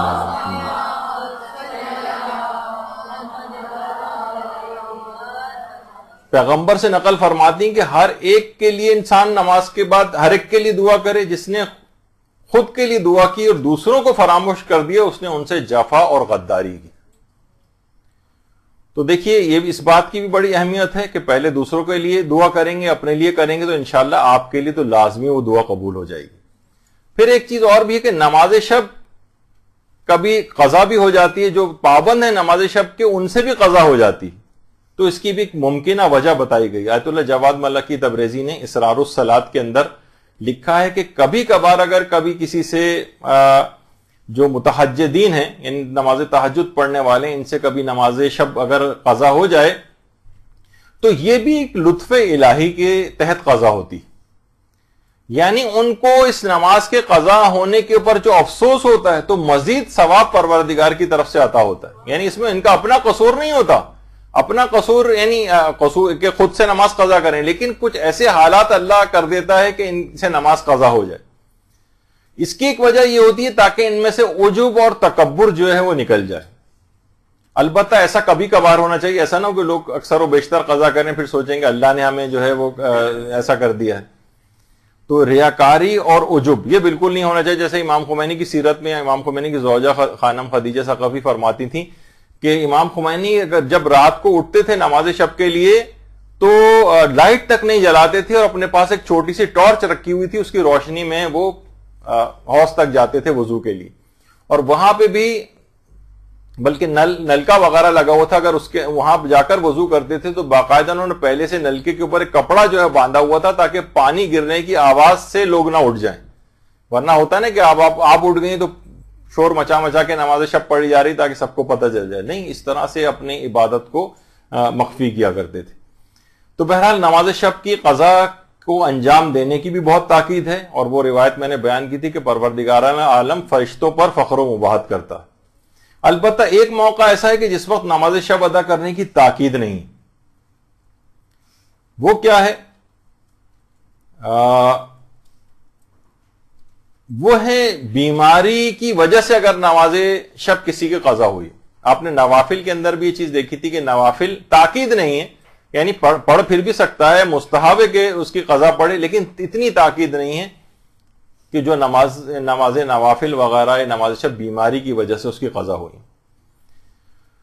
تو روایتوں میں یہاں تک آیا ہے کہ نماز شب کو آنکھوں کی روشنی کی طرح سے محبوب قرار دیا گیا نماز شب کی قضا کو. یعنی اگر کوئی شخص نماز شب کی قضا انجام دیتا ہے تو اتنا محبوب عمل ہے جیسے انسان کی آنکھوں کی روشنی اس کے لیے محبوب ہوتی. بعض عرفا تو ساری رات سوتے نہیں تھے اس خوف سے کہ کہیں نماز شب ان کی کہیں مس نہ ہو جائے, سوتے رہ جائیں اور نماز شب قضا ہو جائے, اتنا بڑا نقصان. جیسے کسی کو بہت منتوں مرادوں کے بعد کسی ملک کا ویزا مل گیا ہو اور اس کی فلائٹ ہو اور اس کو ساری رات نیند نہیں آتی ہے, کہ ایسا نہ ہو کہ میں سوتا رہ گیا تو فلائٹ ہی میری نکل جائے. یعنی میں نے بہت دنیاوی لحاظ سے اس لحاظ سے مثال دی, لیکن کہ وہ عرفا سوتے نہیں تھے, اتنا بڑا نقصان ان کو نظر آتا تھا کہ ایک نماز بھی نماز شب کی ان سے قضا ہو جائے. اچھا, اگر نماز شب آپ نے پڑھ رہی تھی اور نماز فجر کا وقت آ جائے, تو اس میں فقہا فرماتے ہیں کہ اگر کسی نے 4 رکعتیں نماز شب کی پڑھ لی تو وہ باقی رکعات جو ہیں, اب اس کی کیا ذمہ داری, کیا یہ پہلے نماز فجر پڑھے اور پھر نماز شب پڑھے, یا یہ کہ نماز شب کو کنٹینیو کرے؟ اس لحاظ سے اگر کنٹینیو کرے گا تو فجر کی نماز دیر سے ملے گی اس کو. تو فقہا یہ فرماتے ہیں اگر یہ 4 رکعتیں نماز شب پڑھ چکا ہے مکمل, 4 رکعتیں پڑھ لی ہیں اس نے اور فجر کا وقت آ گیا, تو پھر یہ نماز فجر میں تاخیر کرے, باقی نماز شب کی 7 رکعتیں اختصار کے ساتھ مکمل کرے. لیکن اگر نماز شب کی 4 رکعتیں مکمل نہیں کی ہیں, اس نے 3 پڑھی ہیں, 3.5 پڑھی, بہرحال 4 مکمل نہیں ہو, نماز فجر کا وقت آ جائے تو پھر نماز فجر کو پہلے پڑھے اور بعد میں نماز شب کی قضا کے طور پر انجام دے. البتہ ایک موقع اور آقا سیستانی نے فرمایا ہے کہ اگر کوئی شخص اس وقت نیند سے بیدار ہو کہ جب طلوع فجر ہو رہی ہو, تو وہ ادا اور قضا کی نیت کے بغیر نماز شب کو پڑھے. یعنی اسی وقت وہ بیدار ہوا ہے کہ جب طلوع فجر ہو رہی تھی, نیند سے اس وقت بیدار ہو, تو پھر ادا اور قضا کی نیت کے بغیر. اچھا, وہ علماء کے جو کہ کہتے ہیں آدھی رات کے بعد وقت شروع ہوتا ہے, آقا سیستانی کے نزدیک تو خیر پہلے ہی آ جاتا ہے, لیکن ان کے لحاظ سے بھی نماز شب کی قضا زیادہ بہتر ہے بنسبت قبل از وقت پڑھنے کے. وہ بھی رجاء مطلوبیت کی نیت سے, اکثر علماء جو آدھی رات کے بعد کے بھی قائل ہیں وہ کہتے ہیں رجاء مطلوبیت کی نیت سے آدھی رات سے پہلے بھی پڑھی جا سکتی ہے, لیکن زیادہ بہتر یہ ہے کہ وقت سے پہلے پڑھنے کے بجائے قضا کر کے پڑھنے کا ثواب زیادہ ہے. اور وہ بھی بات بیان ہوئی تھی شاید اس سے پہلے بھی کہ وہ علماء جو آدھی رات کے قائل ہیں وہ کہتے ہیں جو شخص بیمار ہو, مسافر ہو, کوئی جلدی ہو, یا اسے پتہ ہے کہ میں سویا تو اٹھ نہیں سکوں گا, اس کو آدھی رات سے پہلے بھی اجازت ہے کہ وہ نماز شب پڑھ کر سو سکتا ہے. اچھا, وہ یہ جو نماز شب ہے آخر یہ قضا کیوں ہوتی؟ دیکھیے, ایک وجہ تو خود حضرت امیر المومنین علیہ الصلوۃ والسلام نے بیان کی.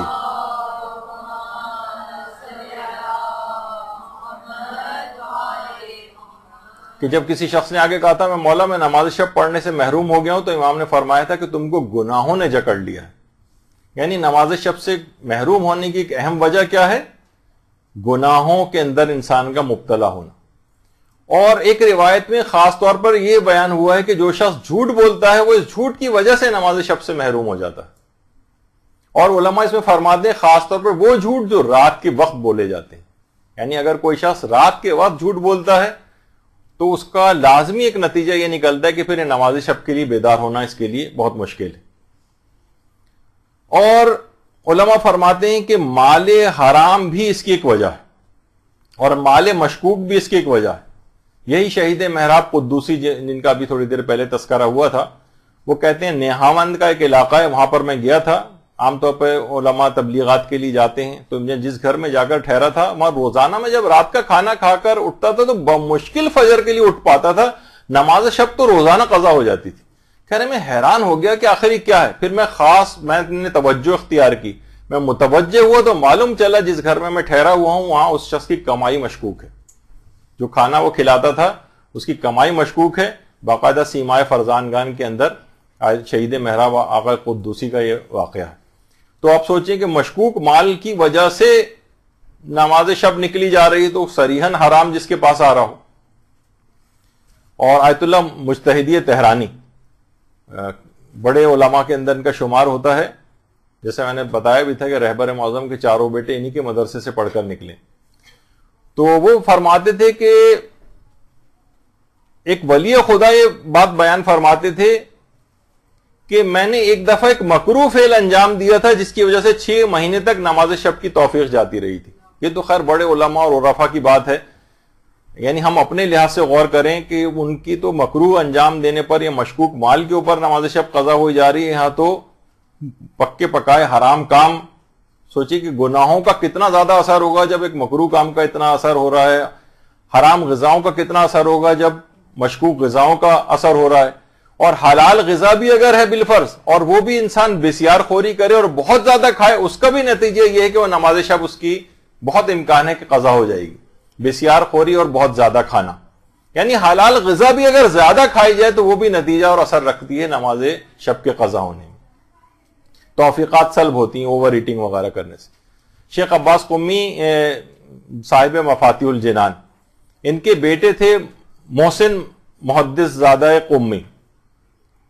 ان کی تو باقاعدہ میں نے خود، ان کا بھی چند سال پہلے انتقال ہو گیا ہے، باقاعدہ یہ ابھی تک حیات تھے. ایک لحاظ سے آخری ان کے ایک بیٹے تھے شیخ عباس قمی کی. ان کی میں نے خود قم میں ایک مرتبہ ایک بازار میں زیارت بھی کی تھی، وہاں سے گزر رہے تھے. ان کے ایک اور بیٹے بھی تھے شیخ عباس قمی کے، علی محدث زادہ قمی. علی محدث زادہ قمی فرماتے ہیں کہ ایک دفعہ میں نے دیکھا کہ میرے والد بہت زیادہ رو رہے ہیں، یعنی شیخ عباس قمی. میں نے پوچھا کہ بابا جان کیا بات ہے، کیوں رو رہے ہیں؟ کہہ رہے ہیں بیٹا آج میری نماز شب قضا ہو گئی. کہا بابا واجب تو نہیں تھی نا نماز شب، مستحبی تو ہے، کوئی گناہ تو آپ سے نہیں ہوا، مستحبی تو ایک لحاظ سے چھوٹا ہے. کہا کہ بیٹا میں یہ سوچ رہا ہوں کہ آخر ایسا میں نے کون سا عمل انجام دیا تھا کہ مجھ سے توفیق نماز شب چھن گئی آج کی رات. تو علماء اس قدر پریشان ہوتے تھے. تو بہرحال علماء یہی بات فرماتے ہیں کہ نماز شب نہ پڑھنے والوں پر اتنی فضائل سننے کے بعد بھی واقعتاً بہت حیرت ہے. تو آخر کیا ایسا کریں کہ بیدار ہو جائیں نماز شب کے لیے؟ دیکھیے اتنے اہم موضوع، آج میرے پاس اتنا وقت بھی نہیں ہے، نہ اس مزید اس کے اوپر مجھے ابھی فی الحال کوئی لینا ہے، بلکہ ایک ہمارا یوٹیوب وغیرہ اس کے اوپر کلپ موجود بھی ہے نماز شب کے لیے بیدار ہونے کے طریقوں پر. مختصراً وہاں پہ بھی یہ چیزیں بیان کی. آج تو اتنا وقت بھی ہمارے پاس نہیں ہے، ورنہ پوری ایک کتاب الگ سے اس موضوع پر لکھی گئی ہے، فارسی زبان میں ہے، نماز شب کے لیے بیدار ہونے کے 100 طریقوں کے اوپر. تو بہرحال کیسے؟ تو اس کے اندر ایک طریقہ تو وہی ہے سورہ کہف کی آیت نمبر 110، کہ اگر کوئی شخص سوتے وقت سورہ کہف کی یہ والی آیت پڑھے گا، آیت نمبر 110، تو جس وقت بھی چاہے گا وہ نیند سے بیدار ہو جائے گا. باقاعدہ کتابوں کے اندر یہ عمل بیان ہوا ہے اور یہ مشہور بھی ہے کافی، تو اس لحاظ سے اس کو ضرور پڑھا جائے. اور جو سحر کا وقت ہے، اور دیکھیے سحر کے وقت سے مراد ہمیشہ یہ بات ہوتی ہے فجر کی نماز سے 2 گھنٹہ پہلے، جس میں امام خمینی اٹھتے. لوگ وقت سحر سمجھتے ہیں کہ جس وقت فجر کا وقت ہو جائے، نہیں، سحر کے معنی یہ ہے کہ فجر سے 2 گھنٹہ پہلے تقریباً. اچھا ایک فقہی مسئلہ اس کے اندر اور بھی ابھی آتا ہے کہ نماز شب کو کتنی آواز سے پڑھنا افضل ہے، کتنی آواز ہونی چاہیے. تو دیکھیے بلند آواز سے پڑھنا اس کو افضل ہے، بشرطے کہ وہی کہ لوگوں کو اٹھانے کی نیت وغیرہ نہ ہو، ریاکاری کی کوئی نیت نہ ہو، ورنہ نماز شب کو بلند آواز سے پڑھنا افضل ہے. اچھا پھر ایک سوال یہ بھی پوچھتے ہیں کہ لوگ کہ کیا نماز شب کو پے در پہ انجام دینا ضروری ہے؟ یعنی بس ایک ہی ون گو کے اندر پڑھتے چلے جائیں، ایک ساتھ پوری 11 رکعتیں پڑھ لیں؟ نہیں، اس کے اندر وقفے دے سکتے ہیں. مثلا آپ نے 4 رکعت پڑھ لی، تھوڑا سا کچھ کام وام کر لیا یا سو گئے، پھر اس کے بعد مزید پڑھ لی. اور پیغمبر کی اپنی سیرت میں بھی ملتا ہے کہ ایک ہی رات میں کئی مرتبہ سوتے اور جاگتے تھے اور عبادت خدا میں مشغول ہو جاتے تھے، کہ رات میں جس پہر پہ بھی اگر کوئی شخص ان کے گھر میں سے بیزار ہوتا تو ہمیشہ پیغمبر کو نماز میں مشغول پاتا تھا. تو پیغمبر ایک وقت میں عبادت انجام نہیں دیتے تھے کہ مستقل پھر جاگتے رہیں، بلکہ کئی مرتبہ تھوڑی دیر سوتے اور جاگتے تھے. باقاعدہ ڈاکٹر علیم نے پورے اس کے اوپر ہمارے ریسرچ بھی کی ہوئی ہے، کس اعتبار سے وہ آپ ان سے کبھی موقع ملے گا تو بتائیں گے کہ اصلاً اس 2 گھنٹے کا جو پیریڈ ہوتا ہے اس میں سب سے زیادہ برین آپ کا اس نیند کو صحیح طور پر استعمال کرتا ہے. اس سے زیادہ جب آپ سو رہے ہوتے ہیں نا تو وہ اس کا کوئی خاص فائدہ آپ کے جسم پر منطبق بھی نہیں ہوتا. تو پیغمبر اس طرح سے پاکٹس کے اندر جو ہے وہ سوتے اور جاگتے تھے اور عبادت خدا انجام دیتے تھے. اور ایک سوال لوگ یہ بھی پوچھتے ہیں کہ ہم نے نماز شب کے لیے وضو کیا تھا، اب اس کے بعد نماز فجر کا وقت آ جائے گا تو کیا ہمیں کوئی الگ وضو کرنا پڑے گا؟ نہیں، نماز شب کے لیے کیے گئے وضو سے ہی آپ نماز فجر پڑھ سکتے ہیں. پھر لوگ یہ کہتے ہیں اکثر نماز فجر پڑھتے پڑھتے ہمیں مثلا امام حسین کی یاد آ گئی، یہی نماز ہے، اس امام کی بات یاد آ گئی تو ان پہ گریہ ہونے لگا. تو کیا یہ اس بات کی اجازت ہے؟ تو یہ بھی پچھلی دفعہ مسائل میں بیان ہوئی تھی بات یہ کہ امام حسین پہ گریہ کرنا یہ بہرحال آخرت کے لیے اور اللہ کے لیے گریہ کرنے میں شمار ہوتا ہے، اور اکثر علماء، چند ایک فقہا کا اس میں اختلاف ہے، لیکن اکثر علماء اس کی اجازت دیتے ہیں، اور کچھ نے اشکال یا احتیاط واجب لگائی تو وہ رجوع کر کے اجازت مل جاتی ہے۔ تو بہرحال گریہ بھی اس لحاظ سے اجازت ہے اس کی۔ اور نماز شب میں اگر کوئی کمی بیشی ہو جائے تو اس پہ سجدہ سہو بھی نہیں ہوتا، یہ بھی پچھلی مرتبہ بات ہو گئی تھی جب ہم نے فرق بیان کیے تھے۔ اور پیدل چلتے ہوئے چلتے پھرتے بھی نماز شب پڑھ سکتے ہیں، سواری پر اور ڈرائیو کرتے ہوئے نماز شب پڑھ سکتے ہیں۔ اس کو پڑھنے کا طریقہ بھی بیان ہوا تھا کہ معمولی سر کے اشارے سے رکوع اور سجدہ کر لیا جائے اور باقی نماز عام طریقے سے ہی پڑھی جائے۔ اور اگر سگنل پہ کبھی گاڑی رک جائے تو اس نماز کو روکنا ضروری نہیں ہے کہ جب چلے گی تو پھر ہم پڑھیں گے، نہیں، اسی نماز کو آپ کنٹینیو کریں، اسی طرح بیٹھے بیٹھے نماز پڑھی جا سکتی۔ اچھا، اور یہ بھی ہے کہ بیٹھ کر اگر پڑھی جائے گی تو رکعت کا دگنا کرنا ضروری نہیں ہے، جتنی 11 رکعت ہیں اتنی 11 رکعت ہی پڑھ جائیں۔ البتہ بہتر ہے کہ دگنی کر دی جائیں، لیکن یہ ضروری نہیں ہے، اور نماز شب وہی 11 رکعت ہی شمار ہو جائے گی۔ اور ایک مسئلہ اس میں یہ بھی، اگر کوئی شخص کسی نے منت مانی، باقاعدہ منت بھی دیکھیے نماز شب کی مان کر اپنے اوپر واجب کی جا سکتی، تو اگر منت مان لیے کسی نے تو پھر اس کو 11 رکعت ہی مکمل پڑھنا پڑے گی۔ پھر وہ 3 رکعتوں یا 1 رکعت پہ اختصار نہیں کر سکتا کہ میں نے منت مانی تھی، اور اجازت بھی ہے کہ آخری 3 رکعت بھی اگر پڑھ لیں۔ نہیں، منت اگر مانی تھی تو پوری 11 رکعت، یا تو 3 رکعت ہی کی منت مانے، ورنہ اگر صرف ایک پلین سمپل نیت کی منت مانی تھی کہ میں نماز شب پڑھوں گی تو پھر 11 رکعت ہی پڑھنا پڑیں گی۔ البتہ اس میں سورہ الحمد پر اکتفا کر سکتے ہیں، اور دوسرے رکعت یا تفصیلی طریقہ کار کو اختیار کرنا ضروری نہیں۔ اور اسی طرح سے سفر میں بھی دیکھیے نماز شب کی تاکید ہے، اور مسافر کے لیے بھی اس کی تاکید ہے، اتنی اہم نماز ہے۔ اور علماء ایک چیز اور بھی کہتے ہیں، نماز شب کا حق ادا کرنے کا ایک طریقہ ہے، وہ یہ کہ آپ کم سے کم کسی اور شخص کو اس کا عادی بنوا دیں۔ آپ خود اٹھائیں کسی کو، مثلا آپ کسی سہیلی وہ نہیں اٹھ پا رہی، آپ کہیں گی ٹھیک ہے میں تم کو کال کر دیا کروں گی، گھر میں کوئی اور فرد ہے اس کی ذمہ داری قبول کر لیں کہ آپ اسے لازمی نماز شب کے لیے جگائیں گی، کسی ایک کو اس کا عادی بنوا دیں، یہ واقعتاً کہا جائے گا کہ آپ نے نماز شب کے لیے کچھ کام کیا۔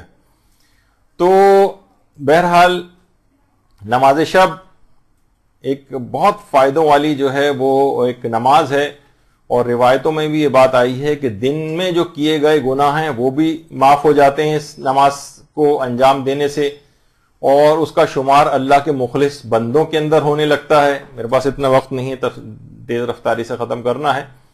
اور یہی وجہ ہے کہ آیت اللہ بہجت بھی یہ فرماتے تھے کہ نماز شب پڑھنے والے خاموش رات کی تاریکی میں میدان جیت گئے۔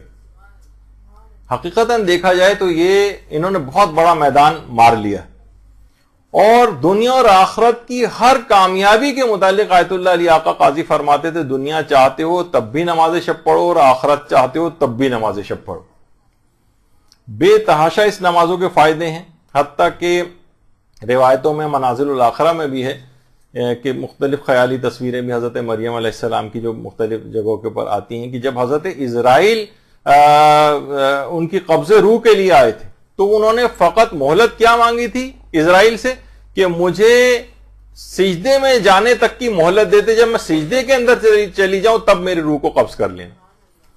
تو پھر وہ سجدے میں گئیں، اور اس کے بعد قبض روح ہوا، اور انتقال کے بعد حضرت عیسیٰ نے جب آوازیں بلند کی تھی باقاعدہ کہ مادر گرامی اگر آپ دنیا کے اندر واپس آنا چاہیں تو آپ کس چیز کی خواہش مند ہیں، تو حضرت مریم اگرچہ انتقال کر چکی تھی لیکن روایتوں میں کہ ان کی آواز جو یہ آئی کہ میں اس بات کی خواہش مند ہوں کہ دنیا میں آ کر سرد راتوں کے اندر نمازوں کو ادا کروں اور دن میں سخت گرمیوں کے روزے رکھوں۔ تو بے شمار اس نماز کے جو ہے فائدے ہیں۔ آخرت کی زینت شمار کی جاتی ہے، چہرے کی خوبصورتی کی وجوہات بیان کی جاتی ہیں روایتوں میں کہ اس کا چہرہ خوبصورت ہو جاتا ہے۔ باقاعدہ آیت اللہ شمس الدین وائزی سے پوچھا گیا کہ یہاں چہرے کے خوبصورت ہونے سے کیا مراد ہے، تو انہوں نے کہا اس سے مراد باطن دل ہے، یعنی اس کا باطن اتنا ہی زیادہ صاف ہو جاتا ہے۔ یعنی چہرے سے مراد یعنی یہ نہیں کہ وہ ٹھیک ہے نورانیت ضرور اس کے اوپر آئے گی، جیسے بلال حبشی اگرچہ کالے تھے سیاہ تھے لیکن نورانیت تھی، حضرت فضہ اگرچہ سیاہ فام تھی لیکن نورانیت تھی، جون حبشی اگرچہ سیاہ فام تھے لیکن ایک نورانیت تھی، جسم سے خوشبوؤں کی لپٹیں ان کی اٹھ رہی تھیں شہادت کے بعد۔ تو نورانیت الگ چیز ہے، اور ایک ظاہری خوبصورتی وہ تو مختلف اداکاروں اور اداکاروں کے اندر بھی بہت ہوتی ہے، لیکن فسق و فجور کے ساتھ آخرت میں اس کا کوئی فائدہ نہیں. تو بہرحال ایک نورانیت اس کے اندر پیدا ہو جاتی ہے، اور اس کے علاوہ علم اور معرفت کے اندر اس کے اضافہ ہوتا ہے. دشمن کے مقابلے میں باقاعدہ نماز ہتھیار کے طور پر شمار ہوتی ہے. عمر اس کی بہت طویل ہو جاتی ہے، یعنی جلدی اس کو پھر موت نہیں. کتنے ہم علماء اور مراجع دیکھتے ہیں آج 98 سال 97 سال 100 سال 102 سال 105 سال. اور طویل عمروں کی وجوہات اس تو گناہ نہ کرنا ہی ہے، اور دوسرا ہے کہ نماز شب کی جو ہے وہ پابندی. ادائیگی قرض کے لیے نماز شب بڑی مجرب نماز سمجھی جاتی ہے. آنکھوں کی بصارت کے لیے بڑی مجرب نماز سمجھی جاتی ہے. قبر کے اندر ایسی نورانیت پیدا کر دے گی، قبر روشن ہو جائے گی. رزق کی اس کی ضمانت ہوتی ہے، یعنی جو نماز شب پڑھتا ہے کبھی تنگی رزق کا شکار نہیں ہوگا. قبر کی تنہائی میں مونس بن کر یہ نماز آ جائے گی. گھر کے اندر ایک خاص نورانیت پیدا ہوتی ہے. اگر کوئی شخص نماز شب کے پابند ہو جائیں، گھر کے افراد تو لڑائی جھگڑے نہیں ہوں گے، آپس میں تعلقات خراب نہیں ہوں گے، اور ملائکہ کی آمد و رفت وہاں پر ہونے لگتی ہے. بلائیں دور ہونے لگتی ہیں، بیماریاں دور ہونے لگتی ہیں. گناہوں سے انسان دور ہوتا ہے، جتنا گناہوں سے دور ہوتا ہے اتنا ہی زیادہ اللہ اس سے راضی و خوش ہوتا ہے. پروردگار نماز شب پڑھنے والے کے اعمال کو قبول کرتا ہے. اور حضرت اسرائیل کی جس وقت آمد ہوگی تو ان کی شفاعت کا سبب بنے گی یہ نماز شب. تو بے تحاشا اس نماز کے فوائد ہیں، اور ان ثواب اور فائدوں کے بعد بھی اگر کوئی شخص نماز شب کو نہ پڑھے تو وہ بہت زیادہ وہ محروم پروردگار کی بارگاہ کے اندر ہوگا کہ اتنے فوائد رکھنے، اتنی آسانیوں کو مہیا کرنے، اور اتنے آسان ترین طریقہ کہ فقط سورہ الحمد پہ بھی اکتفا کر لیا جائے تو 5-6 منٹ کے اندر یہ پوری نماز ہو جاتی ہے. چلتے پھرتے ہو جاتی ہے، بیٹھ کر ہو جاتی ہے، سواری پر ہو جاتی ہے. کون سی سہولت ہے جو اس نماز شب کے لیے نہیں دی گئی، اور پھر بھی بندہ مومن اگر اس نماز کو ادا نہ کرے تو بہت بڑی محرومی کا سبب ہوگا. تو کوشش یہ کریں کہ جیسا کہ ابھی آپ نے سنا اور ایک رغبت پیدا ہوئی ہوگی، اس رغبت کو فوری طور پر استعمال میں لائیں، ڈیلے نہ کیجیے گا. اور آج سے جو پابند نہیں ہے اس نماز شب کو شروع کریں، چاہے اختصار کے ساتھ 1 رکعت سے شروع کریں، 3 رکعت پہ لے جائیں، پھر 11 رکعت پہ لے جائیں. واک اگر کوئی شخص کرتا ہے رات کے وقت تو واک کے دوران اس نماز کو جو ہے چلتے پھرتے پڑھ سکتا ہے. قبلہ رخ ہونے کی بھی شرط نہیں ہے. کتنی چیزیں ایسی ہیں کہ جو سارے فوائد کے ساتھ ان نماز کو انجام دینے کا اگر کوئی شخص عادی ہو جائے تو بڑے بڑے مقامات عالیہ کو وہ حاصل کر سکتا ہے. تو گفتگو جی ہاں کر سکتے ہیں. جی ہاں، اس میں جتنا فجر سے قریب ہوگا وہ اتنا زیادہ فضیلت والا ہوگا.